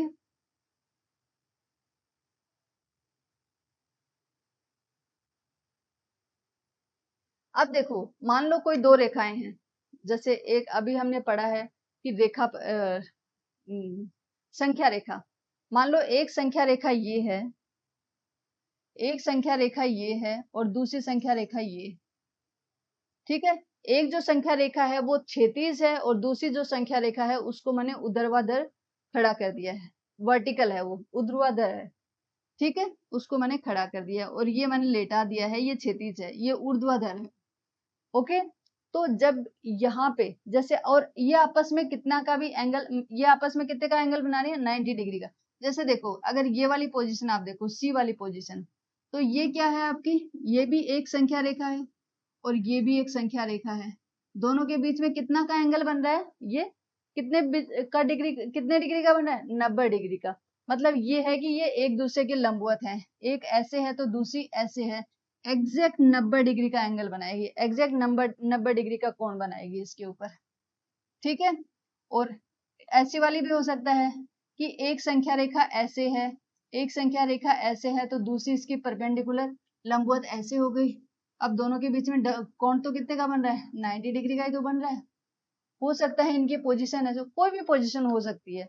मीन्स यहाँ पे हम ये दर्शाना चाह रहे हैं कि जब दो संख्या रेखाएं आपस में एक दूसरे को प्रतिच्छेद करती हैं तो वो क्या कर रही हैं, वो 90 डिग्री का कोण बना रही है, 90 डिग्री का एंगल बना रही है। आगे क्या होता है जब वो दो संख्या रेखाएं एक दूसरे से 90 डिग्री का कोण बनाती हैं, तो आगे क्या होता है, आगे और देखते हैं। जैसे मैंने यहाँ पे बताया आपको, मान लो एक संख्या रेखा मैंने ये ले ली, ये वाली, ठीक है, ये संख्या रेखा ले ली जिसका नाम मैंने दे दिया x डैश x। इस संख्या रेखा का नाम क्या हो गया, इसका नाम हो गया x डैश x। ये रेखा का नाम हो गया। इसका मूल बिंदु कहाँ है, मूल बिंदु है ये रहा इसका, ये क्षैतिज है, लेटी हुई है मीन्स क्षैतिज है, क्षैतिज है। और एक संख्या रेखा ऐसे खड़ी है, ऊर्ध्वाधर है, उसका नाम क्या है, ये y है, ये y डैश है, मीन्स y डैश y इस रेखा का नाम हो गया, इस संख्या रेखा का नाम हो गया। इसका मूल बिंदु कहाँ है, इसका मूल बिंदु है इस जीरो के ऊपर, ठीक है, ये है इस जीरो के ऊपर। अब मैंने क्या किया, इन दोनों को आपस में प्रतिच्छेद करवा दिया, एक दूसरे को प्रतिच्छेद करवाया। और एक दूसरे को ये कहाँ पे प्रतिच्छेद करती हैं, जैसे इसका जो मूल बिंदु है वो इसके मूल बिंदु के ऊपर आ जाए एग्जैक्टली। जैसे ये हुई मेरी क्षैतिज वाली जो लेटी हुई थी, और ये हुई मेरी ऊर्ध्वाधर वाली जो खड़ी थी। ये है x डैश x और ये है y डैश y, ठीक है। तो ये हमारा जो बन गया, ये जो हमारा बन गया, ये है हमारा xy तल बोलते हैं इसको। इस पूरे के पूरे को हम क्या बोलते हैं, xy तल, xy तल। और भी बहुत कुछ बोलते हैं इसको, हम पढ़ेंगे अभी, ठीक है। और दूसरा हम ये भी बोल सकते हैं, ये जो संख्या रेखा होती है, ये जो संख्या रेखा होती है और जो हमारी क्षैतिज संख्या रेखा है, उस क्षैतिज संख्या रेखा को हम बोलते हैं एक्स एक्स। उसको क्या बोलते हैं, x x, axis, x x. और जो हमारी जो खड़ी होती है इसको हम हमेशा क्या बोलते हैं, y axis. Y axis means y x. जो खड़ी होती है, जो ऊर्ध्वाधर है, उसको हमेशा हम क्या बोलेंगे, वाई एक्सिस या वाई एक्स। और जो लेटी हुई है, जो क्षैतिज है, उसको हम बोलेंगे एक्स एक्सिस या फिर एक्स एक्स, ठीक है। और ये है हमारा मूल बिंदु, इसको हम क्या बोलेंगे, इसको हम बोलेंगे मूल बिंदु। ये होगा हमारा मूल बिंदु, राइट। अब ये हमारा मूल बिंदु हो गया, तो ठीक है, ये मूल बिंदु हो गया। अब आप क्या देखोगे कि देखो, ये जो मूल बिंदु है इसके इस साइड में जाते हैं, अगर इसके किस साइड में जाते हैं, राइट साइड में जाते हैं, इसके राइट साइड में जाते हैं, तो x की जो संख्याएं आती हैं वो कौन सी संख्याएं आती हैं, धनात्मक संख्याएं आती हैं, x की धनात्मक संख्याएं आती हैं, ठीक है। और इस मूल बिंदु के अगर लेफ्ट साइड में जाते हो, बाई साइड में जाते हो, तो जो संख्याएं आती हैं वो कौन सी आती हैं, ऋणात्मक संख्याएं आती हैं। तो अगर आपसे कोई पूछे कि मूल बिंदु कौन सा है, तो मूल बिंदु है मेरा ये वाला। मूल बिंदु कौन सा है, ये वाला, ठीक है। मूल बिंदु है मेरा ये वाला। और इसकी जो x एक्स की धनात्मक दिशा, x एक्स कौन सी है, जो लेटी हुई है, जो क्षैतिज रेखा है, वही तो मेरी x एक्स है। तो इसकी अगर धनात्मक दिशा पूछे तो धनात्मक दिशा कौन सी है, ये वाली। सॉरी, इसकी जो धनात्मक दिशा है वो कौन सी होगी, ये वाली, राइट डायरेक्शन वाली, ओके। ये इसकी धनात्मक दिशा होगी। और अगर कोई पूछे कि ऋणात्मक दिशा कौन सी है, तो ऋणात्मक एक्स एक्सिस कौन सी है, तो ऋणात्मक है मेरी ये वाली। जो ओ एक्स डैश है वो तो होगी हमारी वो तो होगी हमारी ऋणात्मक, ऋणात्मक। और जो हमारी ओ एक्स है वो होगी हमारी धनात्मक, वो क्या होगी, धनात्मक। ये ओ एक्स होगी हमारी, ओ एक्स होगी धनात्मक, ओ एक्स डैश होगी हमारी ऋणात्मक, ठीक है। वैसे ही अगर हम वाई एक्सिस के देखें तो ओ, ये क्या है, इसको हमने ओ नाम दिया है, ठीक है। ओ वाई जो है वो तो ओ वाई जो है वो तो क्या होगा हमारा, धनात्मक धनात्मक वाई एक्स। वाई एक्स का कौन सा पार्ट है, इसके ऊपर चलोगे तो सारी संख्याएं धनात्मक आएंगी, अगर इसके डाउन में चलोगे, अगर इसके नीचे चलोगे तो सारी संख्याएं क्या आएंगी, ऋणात्मक आएंगी। तो ओ वाई डैश क्या है, ऋणात्मक ऋणात्मक वाई एक्स, ठीक है।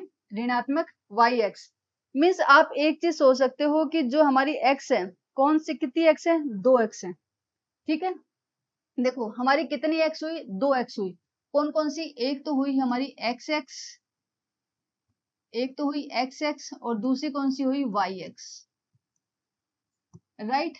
एक्स एक्स कौन सी है, जो क्षैतिज है, जो क्षैतिज है, क्षैतिज क्षैतिज रेखा जो है, जो क्षैतिज रेखा है ये वाली जो है, जो लेटी हुई है, ये हमारी क्या है, एक्स एक्स हो गई।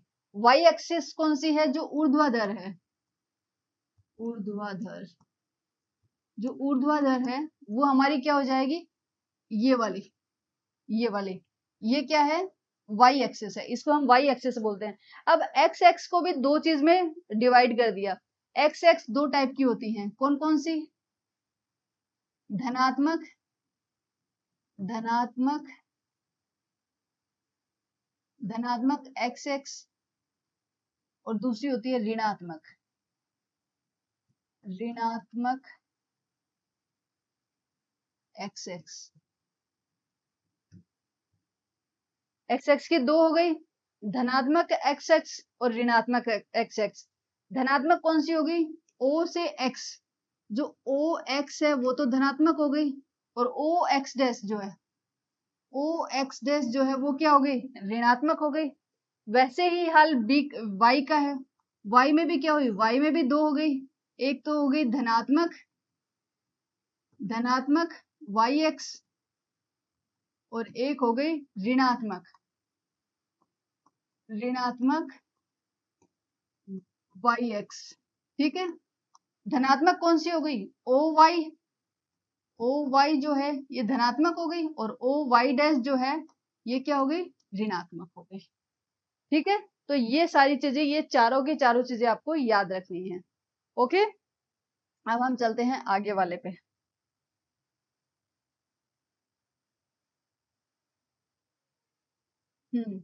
यहाँ पे देखो हम क्या बताना चाह रहे हैं कि जो मूल बिंदु होता है, वो मूल बिंदु क्या होता है, मैंने आपको बता दिया, फिर भी देख लो। हमें देखना है कि मूल बिंदु क्या होता है, वह बिंदु जहां एक्स एक्स और वाई एक्स एक दूसरे को काटते हैं। यही तो हमने देखा, एक्स एक्स कौन सी है, ये वाली, और ये वाली हो गई वाई एक्स। तो एक्स एक्स और वाई एक्स जहां एक दूसरे को काटते हैं, एक्स एक दूसरे को काटते हैं, इसे क्या कहते हैं, मूल बिंदु कहते हैं, इसे क्या कहते हैं, मूल बिंदु। और इसमें दोनों ही जो निर्देशांक होते हैं वो क्या होते हैं, 0 0 होते हैं। 0 0 का मतलब क्या है, मैं आपको आगे बताऊंगी, ठीक है। बस आप ये देखो कि इसको, जहां पे ये दोनों काटते हैं उसको हम क्या कहते हैं, मूल बिंदु कहते हैं, ठीक है।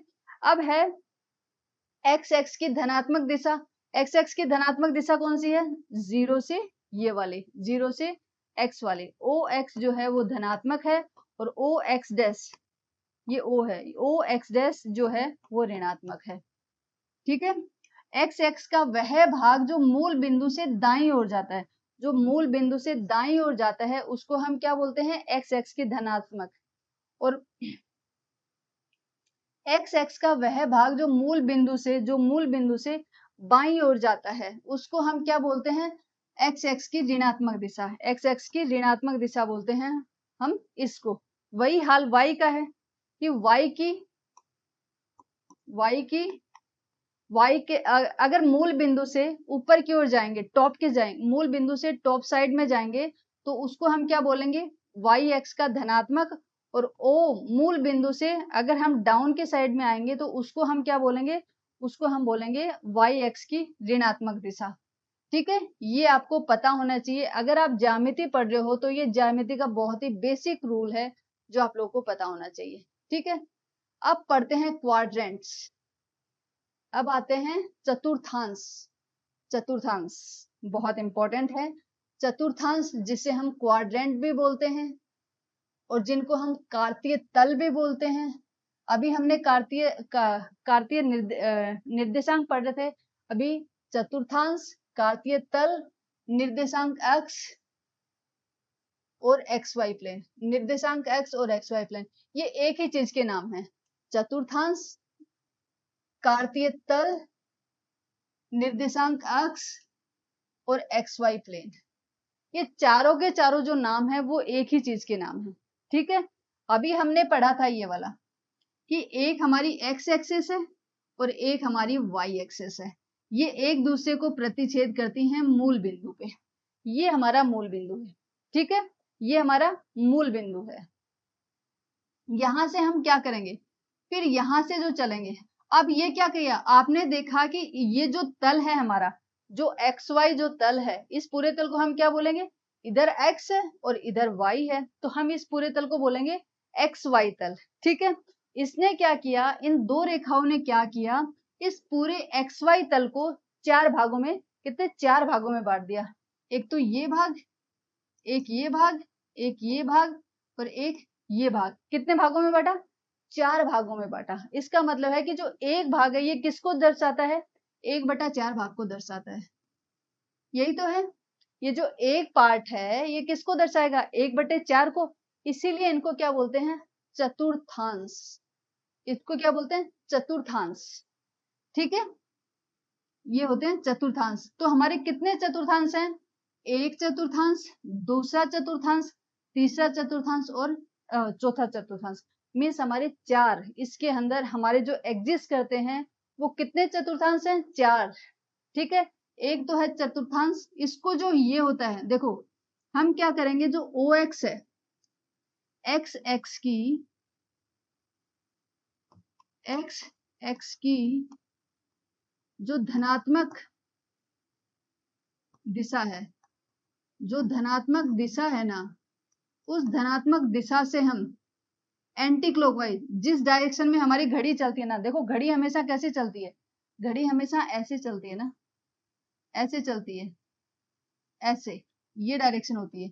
हम घड़ी के अपोजिट डायरेक्शन में, उल्टी डायरेक्शन में चलेंगे। हम कैसे चलेंगे, ऐसे, ऐसे नीचे से ऊपर आ रहे हैं। हम कहां से आ रहे हैं, नीचे से ऊपर आ रहे हैं, नीचे से ऊपर आ रहे हैं। तो यहां से अगर हम चलना स्टार्ट करते हैं तो जो सबसे पहला आता है, ये वाला जो होता है, ये वाला जो पार्टीशन है, ये कौन सा है, ये चतुर्थांश 1 है।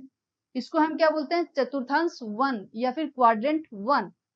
फिर आगे चलेंगे, फिर ये जो पार्ट आएगा इसको हम बोलेंगे चतुर्थांश 2। इसको क्या बोलेंगे, चतुर्थांश 2। आगे चलेंगे तो ये वाला जो पार्ट आएगा इसको क्या बोलेंगे, चतुर्थांश 3। उसके आगे चलेंगे तो ये वाला जो पार्ट आएगा इसको हम बोलेंगे चतुर्थांश 4। ठीक है, तो आपको हमेशा पता होना चाहिए, जब भी नंबरिंग करनी हो आपको तो आप बोलोगे क्वाड्रेंट 1, क्वाड्रेंट 2, क्वाड्रेंट 3, क्वाड्रेंट 4। ठीक है, 4 क्वाड्रेंट होते हैं। आपके ज्यामिति के अंदर कितने चतुर्थांश होते हैं, 4 चतुर्थांश। पहला, दूसरा, तीसरा और चौथा, हमेशा आपको याद रखना है। ठीक है, और इनको क्या बोलते हैं, इस पूरे को क्या बोलते हैं, इसको निर्देशांक एक्स भी बोलते हैं, इस पूरे को एक्स वाई प्लेन भी बोलते हैं, कार्तीय तल भी बोलते हैं और चतुर्थांश भी बोलते हैं। ओके, ये सभी इसी के ही नाम है। अब चतुर्थांश क्या होते हैं उसकी थोड़ी सी परिभाषा लिखी हुई है, वो भी पढ़ लेते हैं। इसमें क्या लिखा है इसने, चतुर्थांश क्या होते हैं, जब निर्देशांक तल को एक्स एक्स और वाई एक्स काटते हैं तो वह 4 भागों में बढ़ जाता है। यस, हमने देखा कि हमारा जो निर्देशांक तल जो था, ये जो पूरा बोर्ड है हमारा क्या है, ये एक निर्देशांक तल है। ये एक प्लेन जो स्क्वायर है ये क्या है, हमारा एक निर्देशांक तल है। इसको एक्स एक्सिस मीन्स ये वाली, वाई एक्सिस मीन्स ये वाली, इसने इसको किस में बांट दिया, 4 भागों में बढ़ जाता है, तो उन्हें हम क्या बोलते हैं, चतुर्थांश कहा जाता है। यस, हमने ये अभी पढ़ा है। उसके बाद में क्या बोलता है, वह तल जिसमें बिंदुओं को निर्देशांकों के रूप में दर्शाया जाता है, उस तल को हम क्या बोलते हैं, XY plane, Cartesian plane, coordinate plane या फिर XY प्लेन। मीन्स कार्तीय तल, निर्देशांक तल या XY प्लेन, XY तल। ठीक है, उसको हम क्या बोलेंगे? कार्तीय तल, निर्देशांक तल या XY तल।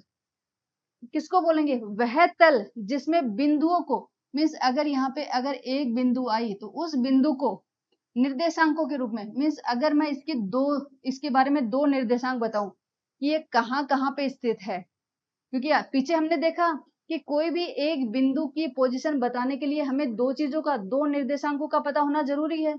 और ये कौन सा तल है? एक्स है और वाई है। तो यहाँ पे सिर्फ दो ही निर्देशांक होते हैं, एक एक्स होता है, एक वाई होता है। मीन्स अगर आप इस पूरे प्लेन की बात करो तो इस प्लेन में या तो क्या होगा? प्लस एक्स होगा, या माइनस एक्स होगा, या प्लस वाई होगा, या माइनस वाई होगा।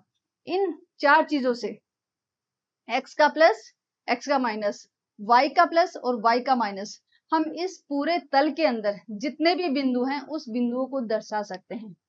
ठीक है, तो दोबारा पढ़ते हैं। वह तल जिसमें बिंदुओं को निर्देशांकों के रूप में दर्शाया है। इनको ये जो होते हैं ब्रैकेट के अंदर जो दो नंबर जो लिखते हैं, ठीक है, जो इसकी पोजीशन को बताते हैं, उनको हम क्या बोलते हैं? निर्देशांक। उसको हम क्या बोलते हैं? निर्देशांक। इसको हम बोलते हैं निर्देशांक। निर्देशांक, ठीक है, उसको हम क्या बोलते हैं? निर्देशांक। तो जिस तल में बिंदु को निर्देशांक से दर्शाया जाता है उस तल को क्या बोलेंगे? उस तल को बोलेंगे कार्तीय तल, निर्देशांक तल या फिर XY तल। ठीक है, अब ये क्या बोलता है? एक्स एक्स और वाई एक्स को संयुक्त रूप से निर्देशांक x कहा जाता है।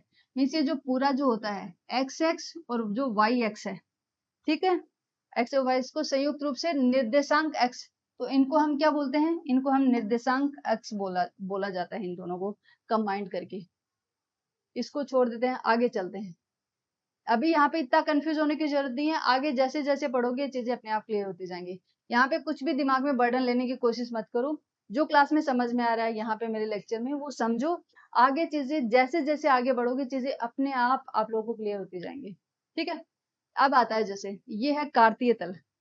कार्तीय तल अभी हमने पढ़ा, निर्देशांक तल और XY तल, तीनों एक ही चीज के नाम है।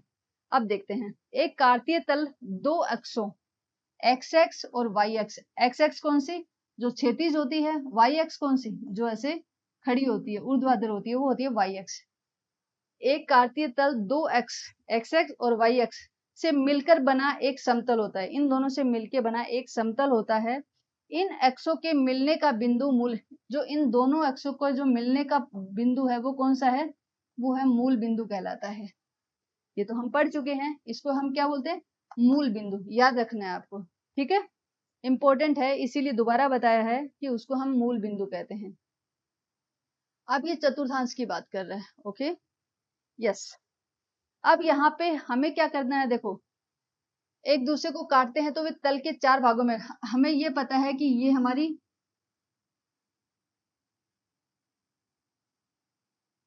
यस, ये जो है हमारे, ये एक तल को चार भागों में बांटता है। एक तल को चार भागों में बांटता है। ये है हमारी वाई एक्स, ये कौन सी है? Y x. और ये है हमारी एक्स एक्स, ये है हमारी एक्स एक्स और ये है हमारी वाई एक्स। ठीक है, तो इसने क्या किया? एक्स और वाई एक्स एक दूसरे को काटते हैं। जब एक दूसरे को काटते हैं तो वह तल को चार भागों में बांट देते हैं। यस, ये है हमारा चतुर्थांश 1, ये हमारा चतुर्थांश 2, ये हमारा चतुर्थांश 3 और ये हमारा चतुर्थांश 4। चार भागों में इसने पूरे तल को बांट दिया। अब क्या है? देखो, प्रथम चतुर्थांश, यहाँ पे ये जो है, यहाँ पे जो नंबर आएंगे उसमें देखो ये किन किन दो एक्सों से गिरा हुआ है।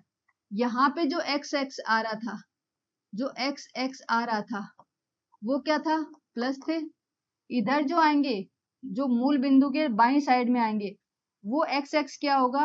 वो एक्स एक्स होगा ऋणात्मक। इधर ऋणात्मक वाली संख्या आएंगी। इधर जो y की हैं, o और y जो है, यहाँ पे जो y x है वो क्या होगा? प्लस होगा।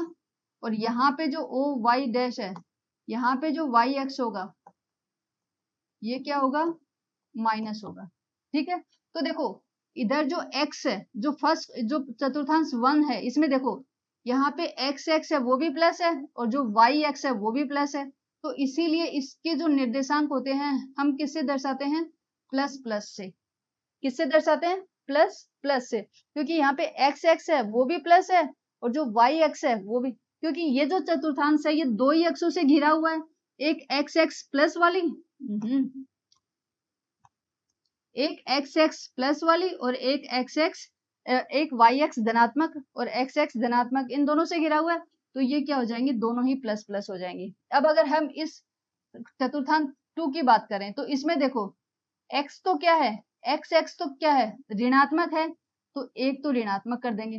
पहला जो होता है ना, अगर ये निर्देशांक हम देखें तो जो पहला होता है ना, जो पहला वो तो होता है हमारा x से रिलेटेड, x से रिलेटेड, और जो दूसरा होता है वो होता है हमारा y से। ठीक है, जो पहला होता है वो x की जो लोकेशन होता है, जो स्थिति होता है उसको दर्शाता है, और जो दूसरा होता है वो हमारा y की दर्शाता है। इसीलिए हम इसको हमेशा क्या बोलते हैं, एक्स वाई प्लेन। क्या कौन सा प्लेन बोलते हैं, एक्स वाई प्लेन। इसको कभी भी वाई एक्स प्लेन नहीं बोलते हैं, हमेशा क्या बोलते हैं, एक्स वाई प्लेन बोलते हैं। एक्स वाई प्लेन मीन्स पहले x आएगा फिर y आएगा। तो यहाँ पे निर्देशांक हमेशा पहले x के लिखे जाते हैं और फिर y के, हमेशा पहले x के और फिर y के। तो यहाँ पे देखो जो x है, अगर हम चतुर्थांश 2 की बात करें तो ये यहाँ पे कौन कौन सी एक्सिस से घिरा है, एक तो ये वाली x एक्सिस, ये कौन सी है, x की ऋणात्मक है, और एक ये वाली x, इन दो से तो घिरा हुआ है। ये कौन सी है, y की धनात्मक, तो यहाँ पे x का तो ऋणात्मक आ जाएगा और y का धनात्मक आ जाएगा। अगर इधर बात करें तो x की ऋणात्मक है और y की क्या है, y की भी ऋणात्मक चल रही है, तो दोनों ही ऋणात्मक है, तो x वाली ऋणात्मक और y वाली भी ऋणात्मक, दोनों ऋणात्मक हो गई। इसकी बात करें तो x क्या है, प्लस वाला है, तो x प्लस वाला, और y कौन सी है यहाँ पे, माइनस वाली, तो ये माइनस आ गया। ठीक है, यहाँ पे वही बताया है कि जो प्रथम चतुर्थांश है उसमें x भी प्लस का होगा, x भी प्लस का होगा और y भी प्लस का होगा। द्वितीय चतुर्थांश आएगा तो यहाँ पे x तो माइनस का हो जाएगा और y जो है वो प्लस का हो जाएगा, x माइनस का हो जाएगा और y प्लस का आएगा। तृतीय में क्या हो जाएगा, x भी माइनस का और y भी माइनस का, तभी तो हमारा तृतीय बना, x भी माइनस का और y भी माइनस का। फिर आता है चतुर्थ, उसमें क्या होगा, चतुर्थ में क्या होगा, x है ये तो प्लस का और y है ये माइनस का, तो x है ये प्लस का और y है ये माइनस का। ठीक है, तो इसके आपको ये साइन भी पता चल गए होंगे कि प्रथम चतुर्थांश में कौन सा प्लस का होगा और कौन सा माइनस का होगा। बहुत बहुत इंपॉर्टेंट है, अच्छे से समझ लेना, नहीं समझ में आए तो एक दो बार रिवाइंड करके देख लेना। ठीक है, फिर आता है निर्देशांक। निर्देशांक x क्या है, अभी हमने डिस्कस किया था कि निर्देशांक x जो है, निर्देशांक x दो लंबवत संख्या रेखाएं, कौन सी, एक ये वाली x एक्सिस और एक y एक्सिस, ये एक दूसरे के लंबवत है ना। लंबवत क्यों है, क्योंकि एक दूसरे के साथ 90 डिग्री का कोण बना रही है, ये भी 90 डिग्री का है, ये भी 90 डिग्री का है, एक दूसरे के साथ 90 डिग्री का कोण बना रही है, इसलिए लंबवत संख्या रेखा है। ये भी एक संख्या रेखा है और ये भी एक संख्या रेखा है। दो लंबवत संख्या रेखाएं होती हैं जो किसी बिंदु की स्थिति को कार्तीय तल पर दर्शाने के लिए उपयोग की जाती हैं। कि ये क्या करते हैं, ये क्या करते हैं कि कोई भी जो बिंदु की स्थिति है उसको, जो हमारा ये जो तल है जिसको आप कार्तीय तल बोलो, निर्देशांक तल बोलो या XY तल बोलो, इस तल के ऊपर किसी बिंदु की स्थिति को दर्शाने के लिए काम में ली जाती हैं, उसको बोलते हैं निर्देशांक x। ठीक है, अब ये दो x होते हैं, कौन से होते हैं, एक तो x होता है और एक y होता है। x कौन सी होती है, क्षैतिज दिशा में होती है, ये जो होती है क्षैतिज दिशा वाली जो होती है उसको हम x बोलते हैं। ऊर्ध्वाधर ऊर्ध्वाधर जो होती है, ऊर्ध्वाधर ऊर्ध्वाधर दिशा जो होती है, ये वाली जो खड़ी है ऊर्ध्वाधर है, ये किसकी होती है, ये y होती है। दो x होती है हमारे पास, एक x और एक y। ठीक है, यहाँ ये दोनों एक दूसरे को काटते हैं, यहाँ पे क्या करते हैं, ये दोनों एक्सिस क्या करती हैं, एक दूसरे को काटती हैं। ठीक है, और जहां पे काटते हैं उस बिंदु को हम बोलते हैं मूल बिंदु, वो बिंदु कौन सा बिंदु कहलाता है? वो कहलाता है मूल बिंदु इसका, जिसको हम 0 0 से दर्शाते हैं। 0 0 का मतलब ये है कि जो एक्स एक्स है उसका भी 0 वाला पॉइंट है और जो वाई एक्सेस है उसका भी 0 वाला है। एक्स भी 0 है और वाई भी 0 है, क्योंकि जो पहला निर्देशांक होता है वो एक्स का होता है, दूसरा होता है वाई का होता है, और दोनों ही हमारे 0 0 है। तो ये मूल बिंदु है। ठीक है, ये एक्स तल को 4 चतुर्थांशों में बांटते हैं। ये तो हमें पता है, ये किसमें 4 चतुर्थांशों में इसने हमें बांट दिया, इस तल को बांट दिया है।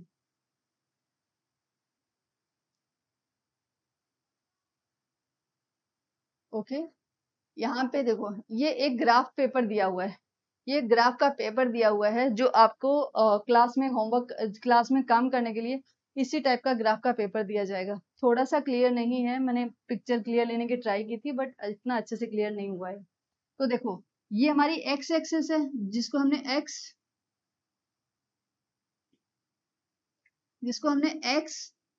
X dash means x dash से जो हमने दर्शाया वो कौन सा है? वो है हमारी एक्स एक्स, वो है हमारी एक्स एक्स। ठीक है, ये हमारी एक्सेस, जो क्षैतिज रेखा है वो है हमारी एक्सेस रेखा, और जो ये ऊर्ध्वाधर है ये हमारी वाई एक्सेस। ठीक है, मीन्स वाई डैश जो है वो क्या है हमारी? वो हमारी वाई एक्स। ठीक है, अब यहाँ पे 2 पॉइंट बनाए हैं, एक पॉइंट तो है P और दूसरा पॉइंट है Q। ठीक है, एक पॉइंट है P और एक पॉइंट है Q। ठीक है, अब P पॉइंट है, उसको अगर आपको दर्शाना है कि ये कहाँ पे है ये पॉइंट, तो आपको जैसे मैंने बताया था कि कितनी चीजें बतानी होंगी? 2 चीजें बतानी होंगी। एक तो ये बताना होगा कि ये जो एक्स एक्स है, एक्स एक्स पे कितना चला है, मतलब कितना दूर है, एक्स एक्स पे कितना है, और एक ये बताना होगा कि वाई पे कितना है। मीन्स आप या तो ये बता सकते हो, देखो ओ एन, मान लो इसको P बोलते हैं, तो पी एन बराबर, जो पी एन है वही मेरा क्या होगा? एनपी लिखते हैं ना इसको, एनपी जो है वही मेरा क्या होगा? ओ एम होगा, और वही हमारा क्या है? 4। वही मेरा, देखो एनपी जो है, जो ये डिस्टेंस है वही डिस्टेंस कौन सी है? 0 से लेके ओ से लेके एम तक, तो इसलिए एनपी बराबर ओ एम, और ये कितना है? 4। 0 से लेके 4, तो ये कितना है? 4 है। अब दूसरा हम इसकी डायरेक्शन कैसे बताएंगे? दूसरा हम ये बताएंगे, अब हमने ये तो बता दिया कि यहाँ से कितना दूर है, मीन्स ये एक्स एक्स पे कितना है। ठीक है, मीन्स यहाँ से लेके एम की दूरी कितनी है? 4 है, तो ये 4 हो गया। दूसरा हमें ये बताना पड़ेगा कि वाई एक्स में कितना चलना पड़ेगा। भाई वाई एक्स में कितना चलना पड़ेगा? ठीक है, तो ये कितना है? देखो एमपी एमपी एमपी बराबर किसके? ओ एन के, ओ ओ एन के, और ये कितना है? 3। ये कितना है? 3। ठीक है, तो अगर मैं P, ये जो पॉइंट P है, अगर मैं इसके निर्देशांक लिखूं तो मैं कैसे लिखूंगी? पहले तो क्या लिखना होता है मुझे? x का लिखना होता है, फिर कोमा लगा के y का लिखना होता है। पहले मुझे x एक्सिस पे कितना चला वो लिखना होता है, फिर मुझे लिखना होता है कि y एक्सिस पे कितना चला। अब अगर हम ये देखें कि इस पॉइंट पे अगर आपको पहुंचना है, इस पॉइंट पे अगर आपको पहुंचना है, तो आपको एक्स एक्स पे, आप ये ध्यान रखो कि इस पॉइंट पे अगर आपको पहुंचना है तो एक्स एक्स पे कितना चलना पड़ेगा और वाई एक्स पे कितना। देखो, मुझे अगर इस पॉइंट पे पहुंचना है तो मुझे क्या करना पड़ेगा? मुझे यहाँ से चलना स्टार्ट करना पड़ेगा, यहाँ पे चलना पड़ेगा, यहाँ से यहाँ तक। कितना चली मैं एक्स एक्सिस पे? एक्स एक्सिस पे चली मैं 4, मैंने 4 लिख दिया यहाँ पे। ठीक है, अब वाई एक्स पे मीन्स ऐसे खड़ी खड़ी क्या है? वाई एक्स है इस डायरेक्शन में, तो वाई एक्स पे कितना चलना पड़ा है? यहाँ से लेके यहाँ तक, मतलब कितना? यहाँ से लेके यहाँ तक कितना? 3, तो ये आ गया 3। ठीक है, आप बोलते हो कि ये हमें तो ये रास्ता नहीं लेना, हमें तो ये वाला है, तो ये ले लेते हैं। इसमें क्या होगा? हमने चलना स्टार्ट किया यहाँ से ऊपर गए, तो मीन्स पहले हमने कौन सी डायरेक्शन में चली? वाई डायरेक्शन में। वाई डायरेक्शन में कितना चले? 3, तो यहाँ पे वाई वाला पॉइंट कितना आ जाएगा? 3। फिर यहाँ पे पहुंच गए तो हमें मुड़ना पड़ेगा, और हमने ऐसे चला। ये कौन सी डायरेक्शन है? ये तो एक्स एक्स है, ये तो एक्स एक्स है, तो एक्स एक्स पे हमने कितना चला? यहाँ से लेके यहाँ तक कितना है, यहाँ से लेके यहाँ तक ये ला 0 से लेके 4 है, ये कितना है, ये वाली डिस्टेंस कितनी है 0 से 4, तो एक्स एक्स पे कितना चले 4, तो ये यहाँ पे 4 आ गया। ठीक है, तो इसका मतलब ये हुआ कि इस पॉइंट पे पहुंचने के लिए हमें एक्स एक्स पे कितना चलना पड़ा वो हम यहाँ पे लिखेंगे, पहला निर्देशांक लिखेंगे। वाई एक्स पे कितना चलना पड़ा वो हम वाई निर्देशांक में लिखेंगे, और हम बोलेंगे कि पी बिंदु के जो निर्देशांक हैं वो हैं 4,3। ठीक है, पी बिंदु के जो निर्देशांक हैं वो हम बोलेंगे 4,3। तो अगर हमने किसी को बोला कि ग्राफ में 4,3 एक बिंदु है 4,3 वहां पे मुझे पहुंचना है, तो कोई डायरेक्टली यहाँ पे हमें पहुंचा देगा, सीधा का सीधा एग्जैक्टली यहाँ पे, इधर उधर नहीं, डायरेक्टली यहाँ पे इस पॉइंट पे पहुंचा देगा। तो ये जो निर्देशांक है इस पॉइंट पी के वो है 4,3, मीन्स वो बता रहे हैं कि वो पॉइंट कहाँ पे है एग्जैक्टली। ठीक है, यही हमारी ज्यामिति है कि ज्यामिति में हमें क्या करना होता है कि कोई भी चीज कहाँ पे है, पूरे के पूरे तल में वो चीज कहाँ पे है उसकी स्थिति को हमें, एग्जैक्ट लोकेशन को हमें बताएगी। ओके, तो दूसरा वही चीज है, देखो यहाँ पे दिया हुआ है एक बिंदु है Q, यहाँ पे क्या दिया हुआ है एक बिंदु है Q, हमें इसके निर्देशांक बताने हैं कि Q बिंदु कहाँ पे है। तो देखो वही चीज है, हम क्या करेंगे 0 से चलना शुरू करेंगे, मूल बिंदु से चलना शुरू करेंगे। मूल बिंदु चाहे आप ऐसे आ जाओ चाहे आप ऐसे आ जाओ, आपकी मर्जी है। चलो हम ऐसे आए, यहाँ से चले इधर चले, किस पे चल रहे हैं हम, कौन सी एक्सिस पे चल रहे हैं, हम चल रहे हैं वाई एक्सिस पे। कौन सी एक्सिस पे, वाई एक्सिस पे। कितना चले, यहाँ से लेके यहाँ तक, यहाँ से लेके यहाँ तक डिस्टेंस कितनी है 1 और ये 2, तो मतलब वाई एक्सिस पे कितना चले 2 चले। तो हम इसके निर्देशांक साथ में लिख लेते हैं, पहले x लिखा जाता है फिर कोमा लगा के y लिखा जाता है। y पे कितना चले 2, कितना -2, कितना चले -2, तो यहाँ पे मैं इसके निर्देशांक क्या लिखूंगी -2। जैसे यहाँ पे पहुंचे अब हमें इधर मुड़ना पड़ेगा, इधर मुड़ गए। अब हम कौन सी एक्सिस पे चल रहे हैं, अब हम वाई एक्सिस पे चल रहे हैं। चाहे वाई एक्सिस पे मत चलो, लेकिन जिसके हम समांतर चलेंगे हम उसी एक्सिस को मानेंगे। अगर मैं जैसे वाई एक्स एक्सिस ये है लेकिन मैं यहाँ पे चल रही हूँ, तब भी हम इसको एक्स एक्स ही मानेंगे। ठीक है, क्योंकि ये इसके समांतर, जो जिसके समांतर होगा हम उसी को मानेंगे। तो हमने क्या किया, मैं एक्स एक्स पे चल रही हूँ, यहाँ पे मैंने एक्स एक्स पे चल रही हूँ, कितना चली मैं एक्स पे, यहाँ से लेके यहाँ तक कितना है 0 से लेके -6, तो माइनस एक्स एक्स पे कितना चली -6। तो इसीलिए जो ये पॉइंट है ना Q, इसके निर्देशांक क्या हो जाएंगे, इसके निर्देशांक होंगे -6, -2, -6, -2। और किसी को इसके निर्देशांक देखते ही समझ में आ जाता है कि अच्छा x भी माइनस का है और y भी माइनस का है, इसका मतलब हमारा चतुर्थांश कौन सा होगा, हमारा चतुर्थांश होगा थर्ड। हमारा चतुर्थांश क्या होगा थर्ड, क्योंकि थर्ड वाले चतुर्थांश के अंदर ही x भी माइनस का होता है और y भी माइनस का होता है। ठीक है, यस। तो ये थे किसी भी बिंदु के निर्देशांक। आई होप कि आप लोगों को समझ में आ गया होगा, नहीं आया है तो धीरे धीरे आ जाएगा, टेंशन मत लेना। यहाँ पे देखो, यहाँ पे क्या बता रहा है, उदाहरण दिया है एक आवर्ती नहीं आकृति। आकृति को देखकर निम्नलिखित कथनों को पूरा कीजिए। आकृति आगे दी हुई है, हम आगे साथ साथ में देख लेते हैं। ठीक है, यहाँ पे क्या है, बिंदु बी का भुज और कोटि। देखो भुज हमने नहीं पढ़ा क्या होता है, कोटि क्या होता है, तो पहले ये चीज देख लो। भुज क्या बोलते हैं, भुज बोलते हैं एक्स एक्स को, भुज बोलते हैं एक्स एक्स को, कि कितना एक्स एक्स पे चले वो हमारा भुज होता है। और जो कोटि होती है वो होती है वाई एक्स, कि वाई एक्स पे, वाई कोटि पूछ रहा है मतलब वाई एक्स के निर्देशांक पूछ रहा है, और भुज पूछ रहा है मतलब एक्स एक्स पे कितना चले वो पूछ रहा है ये। ठीक है, ये आपको दोनों ही याद रखने हैं, ये इंपॉर्टेंट है ये वाली चीज। तो बिंदु बी का भुज और कोटि, तो बिंदु बी जो है उसका भुज यहाँ पे लिखना है और कोटि यहाँ पे लिखना है, और बी के निर्देशांक यहाँ पे। ठीक है, हम आगे देखते हैं, आगे देख लेंगे। हम जो चित्र जो दिया हुआ है ना हमारा, वो हमारी आगे है, तो हम आगे देख लेंगे। अब फिर बिंदु एम के बारे में बताना है, उसका एक्स निर्देशांक और वाई निर्देशांक कितना होगा वो हमें बताना है। फिर बिंदु एल का बताना है और बिंदु एस का बताना है, मतलब बी एम एल एस 4 बिंदुओं के बताने हैं। आगे चलते हैं एक बार। ठीक है, हम्म, ये वाला है देखो, ये वाली आकृति दी हुई है आपकी, ये वाला दिया हुआ है, इसमें कौन सा है, एक बिंदु बी दिया हुआ है, एम दिया हुआ है, एल दिया हुआ है और एस दिया हुआ है। ठीक है, 4 बिंदु दिए हुए हैं हमारे। अब हमें क्या बताना है, इनके निर्देशांक बताने हैं, B M L S. B के देखो देखो बी के निर्देशांक लिखते हैं हम यहाँ पे। बी पे पहुंचने के लिए हम देखते हैं हम कहाँ पे, जैसे ये हमारा मूल बिंदु है, हम चलना कहाँ से स्टार्ट करते हैं, हमेशा मूल बिंदु के अंदर, मूल बिंदु से।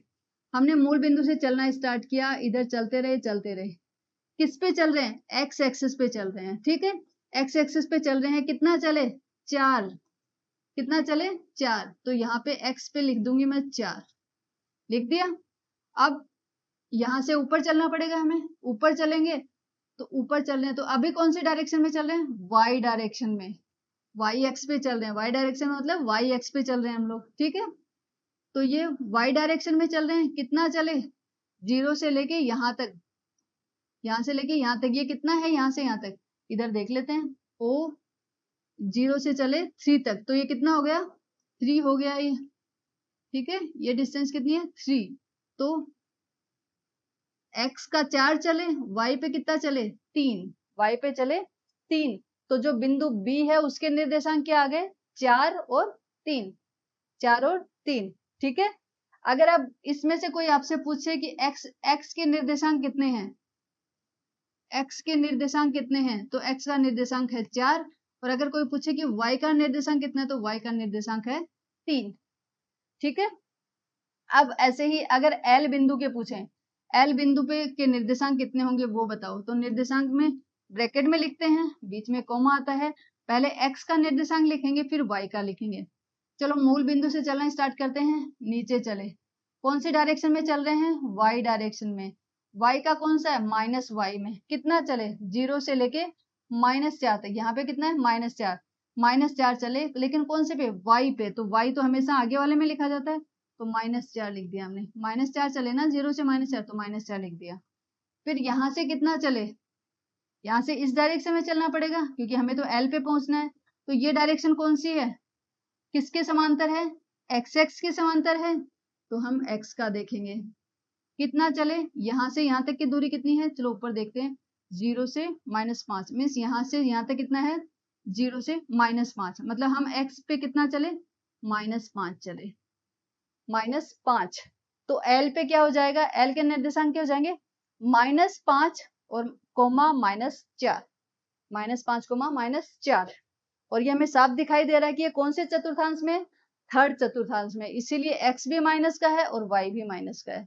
ओके, अब हम चले M पे कि M के निर्देशांक क्या है, हमें वो देखने हैं, M के निर्देशांक कितने हैं। चलो कहाँ से स्टार्ट करते हैं, स्टार्ट हमेशा मूल बिंदु से करना है हमें। ठीक है, मूल बिंदु से हमने स्टार्ट किया चलना, ऊपर चले, ये कौन सी दिशा में जा रहे हैं, y में, तो निर्देशांक में क्या करते हैं, ब्रैकेट में लिखते हैं, बीच में कोमा लगा दिया, y पे कितना चले, 0 से लेके 4 तक, तो y वाला लिख देते हैं 4। फिर यहाँ से हमें M पे पहुंचना, तो यहाँ से मुड़ना पड़ेगा, यहाँ से हम मुड़ गए, यहाँ से यहाँ तक, यहाँ से यहाँ तक की दूरी कितनी है देखते हैं, चलो ये 0 है और यहाँ से 3 है ना, तो ये दूरी कितनी है, 3 है ये वाली दूरी, राइट। तो x एक्स पे कितना चले, 3, तो यहाँ पे आ गया 3। ये कितना है, ये कौन सी दिशा है, ये x एक्स है ना, ये x जैसे ही मुड़े तो x एक्स पे चलने लग गए हम, मतलब उसके समांतर चलने लग गए, तो ये x का कोऑर्डिनेट हो जाएगा, x का निर्देशांक हो जाएगा, कितना चले, 3, तो ये 3 आ गया। तो m के निर्देशांक क्या हो जाएंगे, 3, 4। ठीक है, अब हमारे बच गए s के। ठीक है, s के भी देखते हैं, कहाँ से चलना स्टार्ट करेंगे, यहाँ से। आप चाहे कोई सा भी रास्ता ले लो, आपका निर्देशांक यही आएगा, जैसे मैंने ये लिया फिर ये लिया, आप पहले ये ले लो फिर ये ले लो, बराबर ही आएगा।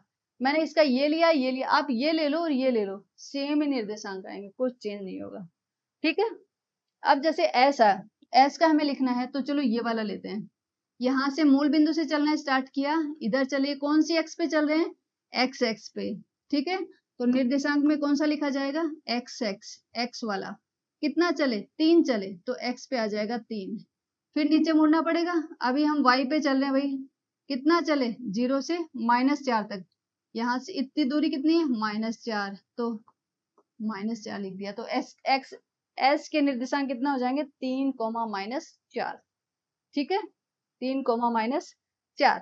तो यहाँ पे लिख देंगे बी के कितने हैं, बी के निर्देशांक हैं 4, 3, एम के हैं 3, 4। फिर एल के कितने हैं, एल के हैं -5, -4 और एस के हैं 3, -4, 3, -4। ठीक है, ये हो गए इसके निर्देशांक। और अगर आपसे कोई पूछे कि बी के एक्स के निर्देशांक कितने हैं, तो बी के एक्स के निर्देशांक हैं 4, बी के वाई के निर्देशांक हैं 3। अगर कोई पूछे एम के निर्देशांक कितने, एक्स का निर्देशांक, एम का एक्स का निर्देशांक, एम का एक्स का निर्देशांक 3 और एम का वाई का निर्देशांक 4, वही इसका। और अगर आपसे कोई पूछे, जैसे ये वाला है, ठीक है,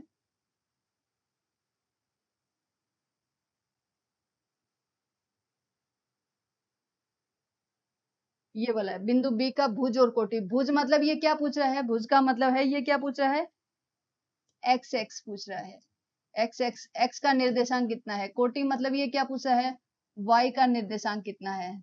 तो आप भर दोगे यहाँ पे तो, ठीक है।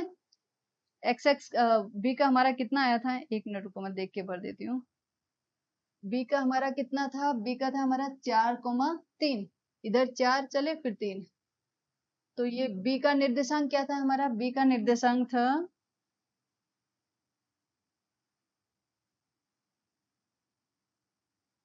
4, 3। ठीक है, 4, 3। तो भुज क्या हो जाएगा 4, क्योंकि भुज के किसको बोलते हैं, एक्स वाले निर्देशांक को, और कोटि किसको बोलते हैं, वाई वाले निर्देशांक को, तो वाई हो जाएगा 3। 4 हो गया भुज और 3 हो गया कोटि। वैसे ही एम के, तो जो मैंने पीछे आपको बताया वहां से देख के इसके अंदर फिल कर लेना, आप लोग कर लोगे, कोई दिक्कत नहीं होगी। ठीक है, ओके, ये भी हो गया।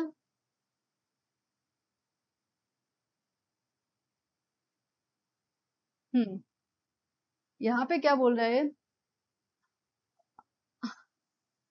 आकृति, आवर्ती नहीं, आकृति, आकृति में एक्सों पर अंकित बिंदुओं के निर्देशांक लिखिए। अब कौन कौन से बिंदु हैं देखो, ए बिंदु है, बी बिंदु है, सी बिंदु है, डी बिंदु है और ई बिंदु है, इनके निर्देशांक लिखने हैं। तो देखो, ए बिंदु के निर्देशांक लिखते हैं सबसे पहले। ए बिंदु के कितने हो जाएंगे, ब्रैकेट लगाया, बीच में कॉमा लगाया। ए बिंदु पे पहुंचने के लिए हमें एक्स एक्स पे कितना चलना पड़ेगा, कहां से चलना स्टार्ट करेंगे, मूल बिंदु से।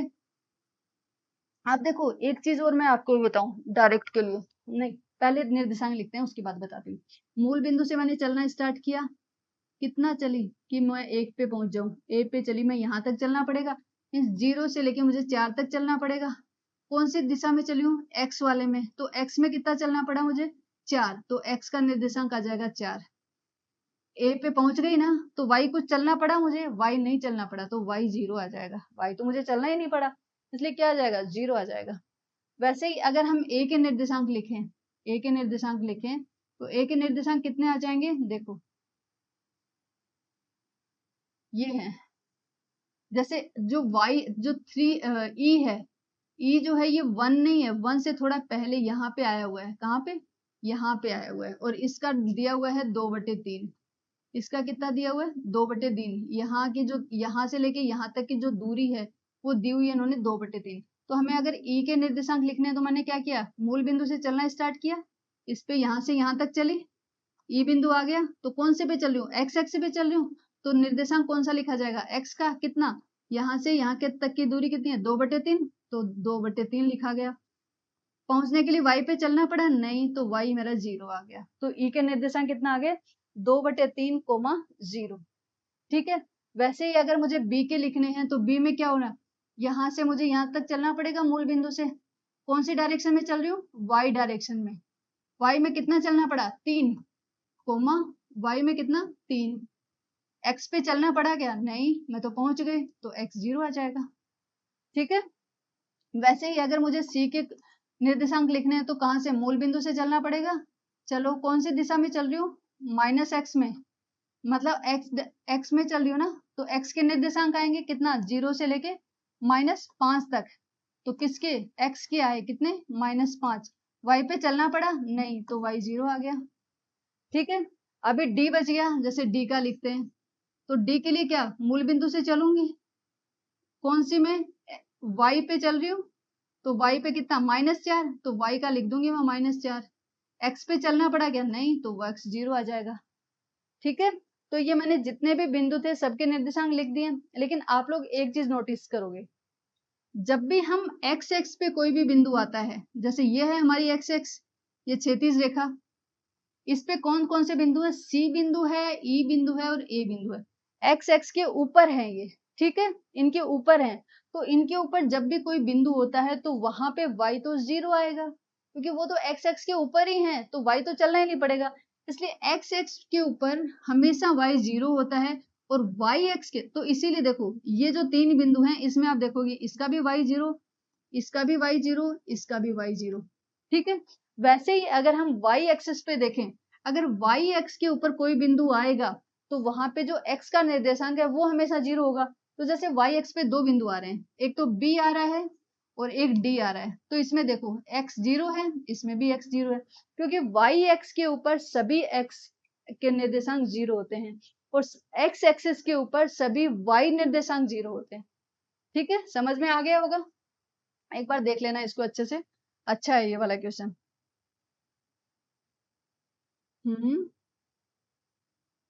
ये क्या बोला है, मूल बिंदु के निर्देशांक। मूल बिंदु के निर्देशांक क्या होते हैं, ये तो हम सभी को पता है कि मूल बिंदु कौन सा होता है, 0 0, वहां पे x भी 0 होता है और y भी 0 होता है, इसलिए मूल बिंदु जो O है उसके निर्देशांक क्या हो जाएंगे, 0 0। और अगर आप बोलो कि उसकी भुज और कोटि कितने होंगे, तो भुज और कोटि दोनों ही 0 0 होते हैं। भुज मीन्स x के निर्देशांक, कोटि मीन्स y के निर्देशांक, दोनों ही क्या होंगे, यहाँ पे 0 होंगे। ठीक है,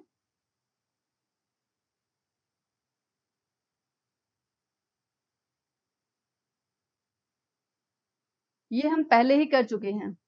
ये हमने साइन पहले देख लिए थे कि जो पहला क्वाड्रेंट होता है, पहला चतुर्थांश होता है, यहाँ पे दोनों प्लस आते हैं, एक्स भी प्लस का, वाई भी प्लस का, दूसरे में, ये हम पहले से देख चुके हैं। ठीक है,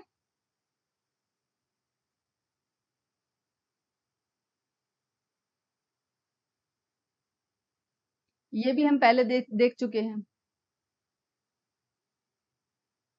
अब आती है हमारी प्रश्नावली। प्रश्नावली में क्या दिया हुआ है, देखो, निम्नलिखित प्रश्नों में से प्रत्येक प्रश्न का उत्तर दीजिए। ठीक है, कार्तीय तल, कार्तीय तल तो हमारा कौन सा होता है, जो एक्स वाई तल होता है उसी को कार्तीय तल बोलते हैं, उसी को एक्स वाई तल बोलते हैं, उसको निर्देशांक तल बोलते हैं। तो क्या बोलता है, कार्तीय तल, कार्तीय तल में किसी बिंदु की स्थिति निर्धारित करने वाली क्षैतिज और ऊर्ध्वाधर रेखाओं के क्या नाम है, उन रेखाओं के नाम है एक्स एक्स और वाई एक्स। दो ही तो रेखाएं होती हैं, जो ऊर्ध्वाधर होती है वो होती है हमारी वाई एक्स, और जो क्षैतिज होती है वो होती है एक्स एक्स। ठीक है, इन दो रेखाओं से बने तल, वे प्रत्येक भाग, वेव नाम बताइए। वेव क्या, एक मिनट, कुछ मुझे लगता है शायद कुछ गलती, तल वेव, मैं एक मिनट मैं चेक करती हूँ इसमें क्या लिखा हुआ है, जस्ट वेट फॉर मी।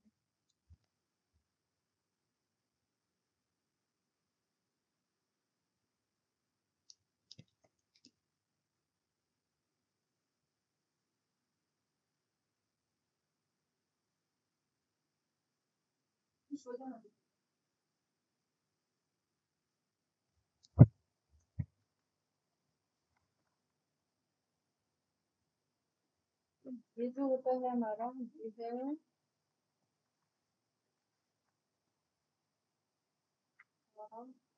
गणित तल के प्रत्येक भाग के नाम पे, इन दो रेखाओं से बने तल, तल के भाग।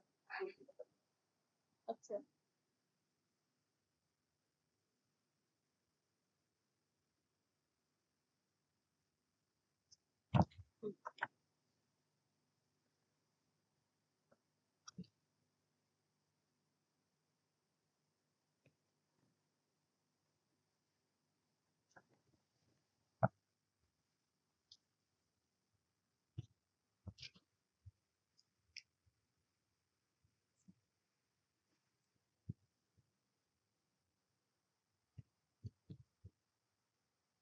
यस।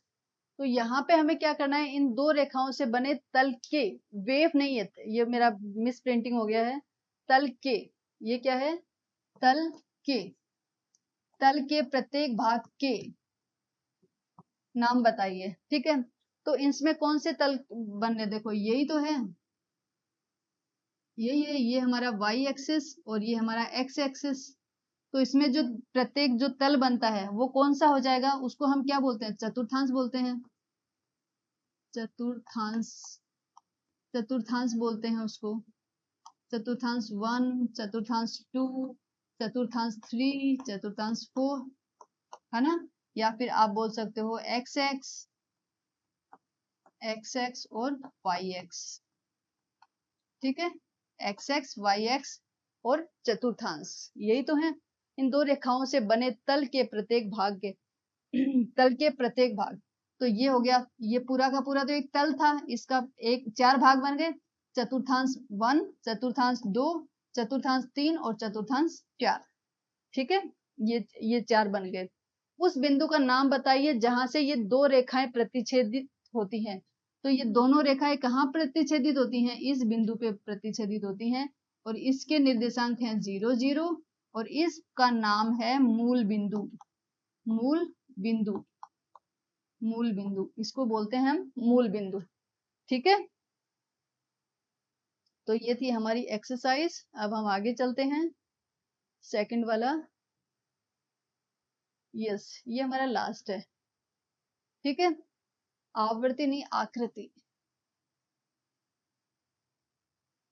आकृति, आकृति देखकर निम्नलिखित को लिखिए। जैसे ये एक आकृति दी हुई है, थोड़ा डिफिकल्ट सी आकृति है, बट ये एक आकृति दी हुई है। बी के निर्देशांक बताओ, बी कौन सा है हमारा, ये वाला पॉइंट है बी, इसके हमें निर्देशांक बताने हैं। जब भी निर्देशांक बताने हो तो हम क्या करेंगे, जो इसका मूल बिंदु है यहाँ से चलना स्टार्ट करेंगे। तो ये मूल बिंदु है मेरा 0, यहाँ से मैंने चलना स्टार्ट किया, तो एक काम करते हैं, चलो ऊपर चलते हैं।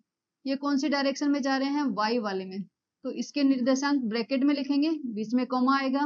तो अगर हम वाई डायरेक्शन में जा रहे हैं तो वाई डायरेक्शन में कितना चले, 2 तक चले, तो 0 से 2 तक चले, मतलब वाई में कितना चले, 2 चले, तो 2 लिख दिया। फिर यहाँ पे पहुंचने के लिए हमें मुड़ना पड़ेगा। अब कौन सी डायरेक्शन में चल रहे हैं, एक्स वाली डायरेक्शन में, कितना चले, यहाँ से लेके यहाँ तक की कितनी दूरी है, नीचे देखते हैं, 0 से लेके -5, तो ये दूरी कितनी है, -5, तो एक्स पे कितना आ जाएगा, -5। इसका मतलब है बी के निर्देशांक क्या हो गए, बी के निर्देशांक हो गए -5,2। ठीक है, -5,2। ठीक है, ये हो गया। फिर है सी के निर्देशांक लिखो, सी कहाँ पे है हमारा, सी वाला पॉइंट है यहाँ पे। जैसे ही हमें सी के निर्देशांक लिखे, किस में आएंगे, 2 ब्रैकेट में आएंगे, बीच में कॉमा आएगा। सी पे पहुंचने के लिए हम क्या करेंगे, मूल बिंदु से चलना स्टार्ट करेंगे। यहाँ से चलते हैं, चलो यहाँ से हमने कौन सी डायरेक्शन में जा रहे हैं, एक्स डायरेक्शन में, तो एक्स का निर्देशांक लिखा जाएगा, कितना चले, 0 से लेके 5 तक, तो यहाँ पे एक्स पे लिखा जाएगा 5। फिर यहाँ पे पहुंचने के लिए यहाँ पे मुड़ना पड़ेगा, और यहाँ पे मुड़ के सीधा सीधा यहाँ तक चलना पड़ेगा। कितना चलना पड़ा, यहाँ से यहाँ तक की दूरी कितनी है, इस पे देखते हैं, 0, और ये कितनी है, -5, तो यहाँ से यहाँ तक की दूरी कितनी है, -5, तो y एक्सिस पे कितना चलना पड़ा, -5, तो इसीलिए c के निर्देशांक कितने हो गए, 5 और -5। ठीक है, 5 और -5। फिर है थर्ड, निर्देशांक -3 -5 द्वारा पहचाना गया बिंदु, मतलब ये कौन सा बिंदु है, -3 और -5। देखो -3 मतलब x का -3 तो ये हो गया, और -5, -5 का नीचे, तो यहाँ पे चले, यहाँ पे चले, यहाँ पे चले, -5 मीन्स ये वाला जो बिंदु है हमारा, इसके निर्देशांक अगर हम देखें तो यहाँ पे पहुंचने के लिए हम किधर चलेंगे, यहाँ से लेके यहाँ तक, मतलब एक्स डायरेक्शन में चल रहे हैं, कितना, -3 चले, तो ये -3 आ गया। फिर नीचे चलेंगे, यहाँ पे कितना नीचे चले, 0 से लेके -5 तक, तो ये आ गया -5, तो ये कौन सा बिंदु हो गया, ई बिंदु। कौन सा हो गया, ई बिंदु।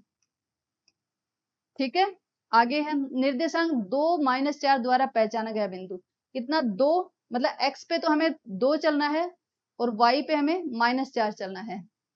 एक्स पे तो 2 चलना है, और वाई पे -4, -4 मतलब नीचे, नीचे नीचे नीचे नीचे, -4, यस, ये आ गया हमारा जी पॉइंट। तो ये कौन सा हो गया, जी पॉइंट के कितने होंगे, पहले हम 2 चले और फिर हम -4 चले, ठीक है। तो ये हो गया हमारा जी बिंदु। आगे है डी का भुज बताओ, ठीक है। डी का हमें क्या बताना है, भुज बताना है। तो डी का भुज कितना होगा, आप लोग बताओ मुझे कि डी का भुज कितना होगा। आई होप कि आप लोग अच्छे से बता दोगे, उसमें कोई दिक्कत नहीं हो गया। डी का भुज बता, ठीक है, कितना होगा। डी कहाँ पे है पॉइंट, ये भुज कौन सा होता है, भुज होता है हमारा एक्स एक्स।